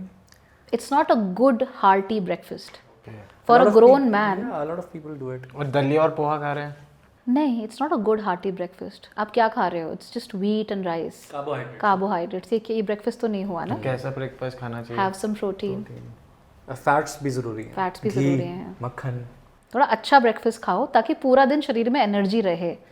चाहे दिन का शायद स्किप हो जाए, क्योंकि हो ही जाता है, आप काम कर रहे हो थोड़ा ऊपर नीचे, ब्रेकफास्ट स्किप नहीं होना है। Again it's a non negotiable, वो स्किप नहीं करना, और अच्छा हार्टी ब्रेकफास्ट खाओ एंड देन अपने काम पे लगो, और तब देखो आपका मंगल एकदम शांत रहेगा, कोई टेंशन ही नहीं करेगा। सो व्हाट इज़ द उपाय? ईट वेल, और अच्छे से खाओ। शाम को जब घर आ रहे हो अच्छे से खाओ, replenish that energy, that muscle energy, वो रिप्लेनिश करो, आपका मंगल एकदम ठीक है, कोई दिक्कत नहीं है। दैट इज़ रीज़न वाई जिन लोगों में खून की कमी होती है, लड़कियों में खासकर अनीमिया होता है, या जनरली भी जो लोग कमज़ोर होते हैं, उनका जो डिस्पोजिशन है या टेम्परामेंट है वो बहुत लविंग होता है क्या? या वेरी इरिटेबल, वेरी चिड़चिड़ा। तो क्यों होता है? बिकॉज उनकी बॉडी को फ्यूल चाहिए, वो उनको मिल ही नहीं रहा है। ढंग से खाना खाओ, यू विल बी ओके। तो ये उनको चाहिए। अब अति भी नहीं करनी और बहुत कम भी नहीं, अब बैलेंस्ड मील इज एसेंशियल। तो आपका मंगल काबू में है। Now combine these two. You wake up in the morning at 6 से 7 बजे तक आप सूर्य में हो, आधा घंटा आप प्राणायाम कर रहे हो, आधा घंटा आप वॉक कर रहे हो, 3 ग्रह आपके सद गए। अचीव कर लिया सुबह 1.5-2 घंटे में सब कुछ, मतलब 3 ग्रह तो अचीव हो गए अब। हाँ, 1 घंटे में 3 ग्रह फिर आपके खाना अचीव खा हो लो। गए। हाँ, वो तो खा ही लेंगे ना, अब इतना कर रहे हो तो भूख तो लगेगी। जहाँ आपकी खाने में अरुचि हो गई वहाँ आपका मंगल गया। खाने में अरुचि नहीं होनी चाहिए। ओके, देन आता है आपका बुध। बुध एक ऐसा ग्रह होता है which is very finicky. Okay, Budh को अगर आप चाहते हो कि वो अच्छे से आपके लिए काम करे, तो आप सबसे पहले अपने ऊपर कॉग्निटिव स्ट्रेस कम करो। कॉग्निटिव स्ट्रेस क्या है? आज के ज़माने में ज़्यादा है। मुझे ये भी करना है, ये भी करना है, ये भी करना है, ये भी करना है। टू डू लिस्ट में 50 आइटम्स भरे हुए हैं। सुबह सुबह उठ के मुझे फ़ोन भी देखना है, मुझे इससे भी बात करनी है, अरे देश दुनिया में क्या हो रहा है, उसकी लड़ाई उससे हो गई। शांति, कंट्रोल। कॉग्निटिव स्ट्रेस को कम करो। आपको टू डू लिस्ट अपनी बनानी है, ज़रूर बनाओ, बिना बनाए काम मत करो, पर 9 से ज़्यादा आइटम नहीं होने चाहिए, डबल डिजिट में नहीं जाना चाहिए। If you are very good and efficient a worker, you should not have more than 5 items on your to-do list. If you have 10, 15, something is wrong with you and you are overdoing things. तो अपना जो cognitive stress है उसको कम करो, अति मत करो। आज अगर, और बुध ऐसा ग्रह है जो छोटा है उम्र में, उसको कुमार बोलते हैं, बालक बोलते हैं, तो इसीलिए we have to keep it very chilled out. आराम से कम काम करो, बहुत cognitive load मत लो, ये सुख की निशानी है। अगर आप एक्सेसिवली काम कर रहे हो, एक्सेसिव आपका दिमाग खराब हो रहा है, एक्सेसिव डिसीजन मेकिंग हो रही है, तो कहानी ख़राब हो गई। आपने देखा होगा mark Zuckerberg became very famous. उन्होंने बोला कि मैं हर रोज़ सेम ही टी शर्ट पहनता हूँ। तो क्या कर रहे हैं? एक तरीके से डिसीजन मेकिंग कम कर रहे हैं ना अपने रोज़मर्रा की। तो डिसीजन मेकिंग कम हो गई, यू आर हैप्पी, राइट? सो अगर मुझे पता है कि मुझे दोपहर को ये लंच मिलेगा, शाम को ऐसा होगा, या somebody has taken care of it, तो मुझे बार बार सोचना नहीं पड़ता ना। हाउसवाइफ्स इतनी परेशान क्यों रहती है? सुबह क्या बनाऊँ, दोपहर में क्या बनाऊँ, शाम को क्या बनाऊँ, ये नहीं खाएगा, वो नहीं खाएगा, गेट मेरी मैड। तो डिसीजन मेकिंग को मिनिमाइज़ करो जितना हो सकता है, और सर पे ज़्यादा लोड मत लो, keep it to a minimum, तो आप खुश रहोगे। फिर आती है जुपिटर की बारी। अब जुपिटर एक ऐसा ग्रह है जो कि लक फैक्टर को बहुत अच्छे से दिखाते हैं। जैसे कि मैंने थोड़ी देर पहले कहा, सबसे बड़ा लक तो यही है कि आपका जन्म कहाँ हुआ। तो अगर आपके परिवार में बड़े अच्छे हैं, गाइड करने वाले हैं, समझने वाले हैं, यू आर लकी। और जुपिटर कैसे होते हैं? जुपिटर कभी जज नहीं करते। अगर आपने घर जाके बोला 15 साल की उम्र में कि बाबा मुझे लड़की बड़ी पसंद है, तो ऐसा नहीं कि बेल्ट ट्रीटमेंट देना शुरू कर दिया, तो लाइक अच्छा कौन है, क्या है, अंडरस्टैंडिंग। हाँ, ये नहीं कि लड़का हाथ से निकल गया, अभी क्या होगा, ये तो कल को भाग जाएगा, दिस दैट दिस, ऐसे नहीं। अगर आपके जीवन में कोई ऐसा व्यक्ति हो जो आपको जज ना करता हो और जुपिटर की तरह आपको रखे, समझे, आपकी बात को सुने और आपको सही गाइडेंस दे, मगर जेंटली, नॉट लाइक ये करना चाहिए, बट वेरी जेंटली, तो ऐसे व्यक्ति का जीवन में होना बहुत अच्छा होता है। अक्सर ये रोल जो है ग्रैंड पेरेंट्स बहुत अच्छा निभा लेते हैं। अगर ग्रैंड पेरेंट्स से आपका नहीं है या ग्रैंड पेरेंट्स नहीं है, कोई भी और बात है, find somebody who can become your गुरु। और गुरु हमेशा चोगा पहन के नहीं आते, गुरु हमेशा माला फेरते हुए नहीं आते। गुरु कोई भी हो सकता है, बस वो व्यक्ति का नेचर हेल्पिंग, अंडरस्टैंडिंग और ग्रैंड होना चाहिए और नॉन जजमेंटल होना चाहिए। अगर वो मिल गया तो सब मिल गया।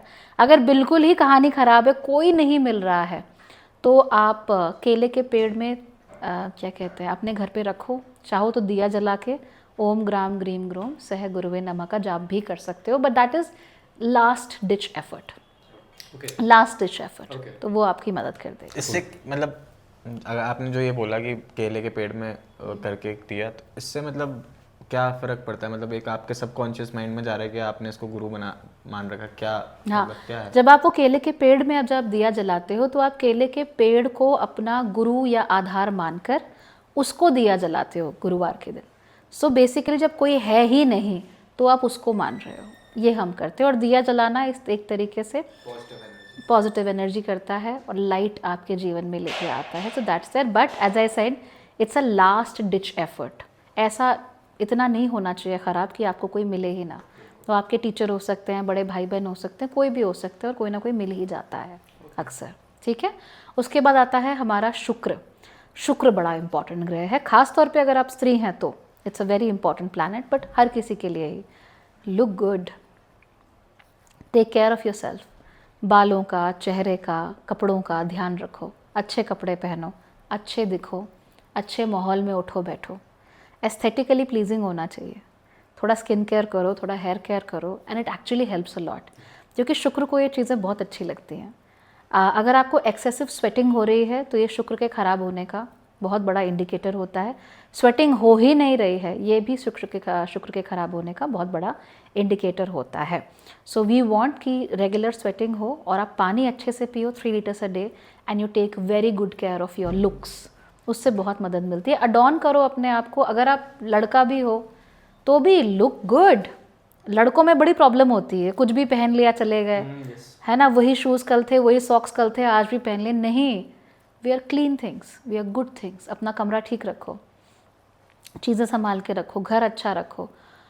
और अगर शुक्र बढ़ाना चाहते हो, फूल लाओ घर में, अच्छी खुशबुएं लाओ घर के अंदर, it helps a lot. And be good with women in general, at least don't be a misogynist, right. अच्छी औरतें भी होती हैं, ख़राब भी होती हैं, but you can't clump them all together and से कि अरे सारी लड़कियां बेकारी हैं। ऐसे नहीं करना। See people as they are and don't clump them together, और आपका शुक्र बहुत अच्छा रहता है। अगर बहुत ही समस्या है, बिल्कुल ही सब खराब है, तो शुक्र को अच्छा करने के लिए देवी के शरण में जाना इज़ ऑलवेज गुड। कोई भी आपको समस्या हो, आप और कुल देवी हो तो बहुत ही बेहतर, जो आपके कुल में हमेशा से चली आ रही हैं। फाइनली जो तारा ग्रहों में आते हैं वो हैं शनि, यानी कि सैटर्न। ना सैटर्न के लिए सबसे पहले भाई अपना कंडक्ट अच्छा रखो। जहाँ पर आपको कंडक्ट अच्छा रखने की ज़रूरत नहीं है, वहाँ पर भी रखते हो क्या? जिसकी इज्जत करना आपके लिए ज़रूरी नहीं है, उसकी भी करते हो क्या? That is the reason why Shani उनको दिखाते हैं जो हमसे नीचे हैं। तो आप अपने CEO की तो इज़्ज़त करते हो, अपने पीएन की भी इज़्ज़त करते हो। और आप ये क्यों कह सकते हो कि CEO को इज़्ज़त मिलनी चाहिए और पीएन को नहीं मिलनी चाहिए? They are humans. तो शनि एक बहुत डेमोक्रेटिक ग्रह है, वो सबको बेसिक डिग्निटी देना चाहते हैं। आप क्या सबको बेसिक डिग्निटी देते हो या नहीं देते? जो सबको बेसिक डिग्निटी देते हैं, बेसिक रिस्पेक्ट देते हैं, उनको शनि कुछ नहीं करते।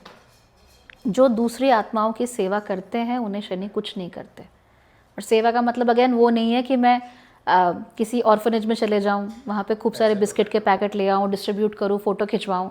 वो शनि थोड़े ना है।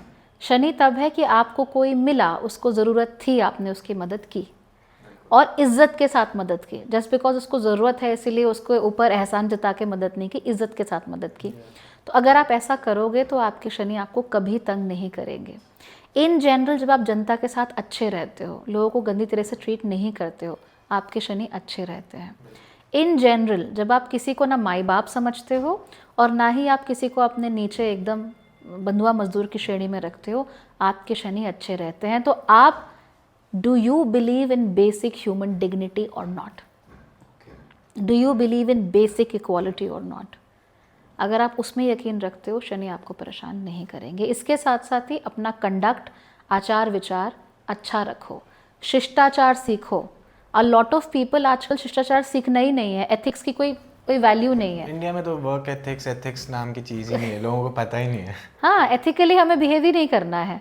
तो ये बहुत समस्या लोगों के सामने हमें देखने को मिलती है। Be ethical and if possible be as moral as you can be. Shani आपको तंग नहीं करेंगे, प्रॉब्लम आपके लिए क्रिएट नहीं करेंगे। नाउ हमने 7 ग्रहों की बात कर ली, बचते हैं राहु एंड केतु। मैंने आपको थोड़ी देर पहले ही बताया था दैट राहु एंड केतु जो हैं वो छाया ग्रह हैं, वो अपने हिसाब से नहीं एक्ट कर सकते बहुत हद तक। वो उस पर डिपेंड करता है वो कौन से ग्रह की राशि में है। तो अगर ये सब सद गया तो राहु केतु ऑटोमेटिकली सद गए। आपको एक्स्ट्रा कुछ करने की ज़रूरत ही नहीं है। अगर आपको मालूम है कि मुझे इस व्यक्ति को बेसिक ह्यूमन डिग्निटी देनी है, ये किसी भी धर्म का, जात का, किसी भी रिलीजन का, किसी भी देश का हो, बेसिक डिग्निटी देनी है तो देनी है। फिर आपको इंटरनेट पे कुछ भी बताया जा रहा है राहु के द्वारा, यू डोंट केयर। अगर आपको मालूम है कि स्त्रियों के साथ मुझे जनरली अपना आचार अच्छा रखना है, उनको एक बेसिक डिग्निटी देनी है, तो आप उसको बेसिक डिग्निटी दोगे। आपका शुक्र भी अच्छा है। तो राहु आपको कुछ भी बता रहा हो, फेमिनिज्म, मेनिनिज्म, कुछ भी बता रहा हो, masculinity, sigma male, alpha female, कुछ भी बता रहा हो, डजंट मैटर, बिकॉज आपने उसको वहाँ साध लिया। तो ये सारे ग्रह सब सद गया एंड 0 रुपीज़ आपको पैसा एक नहीं खर्च करना। इसीलिए आपके जीवन में कोई भी समस्या हो, आप देखो अपने ग्रैंड पेरेंट्स की जनरेशन को, उन्होंने ये चीज़ें अपने बिहेवियर में ही साधी हुई थी। हमारे ग्रैंड पेरेंट्स की जनरेशन में कोई नहीं है जो सूरज उगने के बाद सोता रहता हो। ऐसा कोई नहीं है जो कि सुबह उठे और रात को जो पहना हो वही सुबह पहन के घूम रहे हैं। They used to get up in the morning, वो अपना रेडी होंगे, तैयार होंगे, एक अच्छा नाश्ता करेंगे, ठीक कपड़े पहनेंगे। अगर आज उन्हें बाहर नहीं भी जाना है तो भी दे ड्रेस वेल, पैंट पहनेंगे, शर्ट पहनेंगे, प्रॉपरली रहेंगे। अगर आपको कुछ नहीं पता, कुछ नहीं आता, सब एकदम फेल है, आप जाओ, आप उनका जो माइंडसेट है, उनका जो लाइफस्टाइल है, आप फॉलो करो, आप देखो कोई टेंशन नहीं होगी आप लोगों को। सो ज्योतिष जो है वो कोई आसमानी चीज़ नहीं है, रियल लाइफ की चीज़ है। आपके एक एक बिहेवियर में, उठने में, बैठने में, देखने में, बोलने में, हर चीज़ में ज्योतिष है। और आप बिहेवियरल चीज़ों से बिना रुपया खर्च किए एथिकली, मॉरली अपने लाइफस्टाइल में, माइंडसेट में चेंज करके उसको ठीक कर सकते हो। कोई समस्या नहीं है। That has been one of my lifelong missions. कई बार ऐसा भी होता है, लोग वीडियो पे कमेंट करते हैं कि आप फिलॉसफी कर रहे हो, ज्योतिष नहीं कर रहे हो। I feel so bad about them, because अगर वो ज्योतिष जानते तो उन्हें पता होता कि ज्योतिष फिलॉसफी ही है, ये वेदांग है। So that is what we need to understand. बिल्कुल। या वैसे तो हमने बहुत कुछ अंडरस्टैंड किया आज, मतलब इतना सब तो मुझे पता नहीं था। यही सब पता था कि भाई शनि, राहु, सूर्य, बस सुना था इधर उधर से कि हवन कर लो ये ठीक हो जाएगा। मैंने कभी इन चीज़ों को बिलीव नहीं किया कि इस साइड अगर सोओगे 14 दिन तो पैसा आना शुरू हो जाएगा। अच्छा, ये तो मैंने भी नहीं किया। I think that's bullshit and nobody should watch such kind of videos. लेकिन सही में अगर आप लॉजिक के साथ और इमोशन के साथ, फिलॉसफी के साथ इस चीज़ को समझाया जाए तो लोगों का जीवन सुधर सकता है। बिल्कुल, असली मायनों में। तो मैम, आपके आने के लिए बहुत बहुत धन्यवाद। Thank you so much for coming. मैं सही बताऊं तो ये अभी तक का हमारा सबसे नॉलेज बेस्ड पॉडकास्ट रहा है। बहुत अच्छा रहा और ये बहुत बड़ी अचीवमेंट है हमारे लिए। बिल्कुल। थैंक यू आने के लिए, और हम बहुत आभार व्यक्त करते हैं अपना कि आप आए हैं। Thank you. Thank you, thanks for coming. Thanks. ओम नमः शिवाय। ओम नमः शिवाय।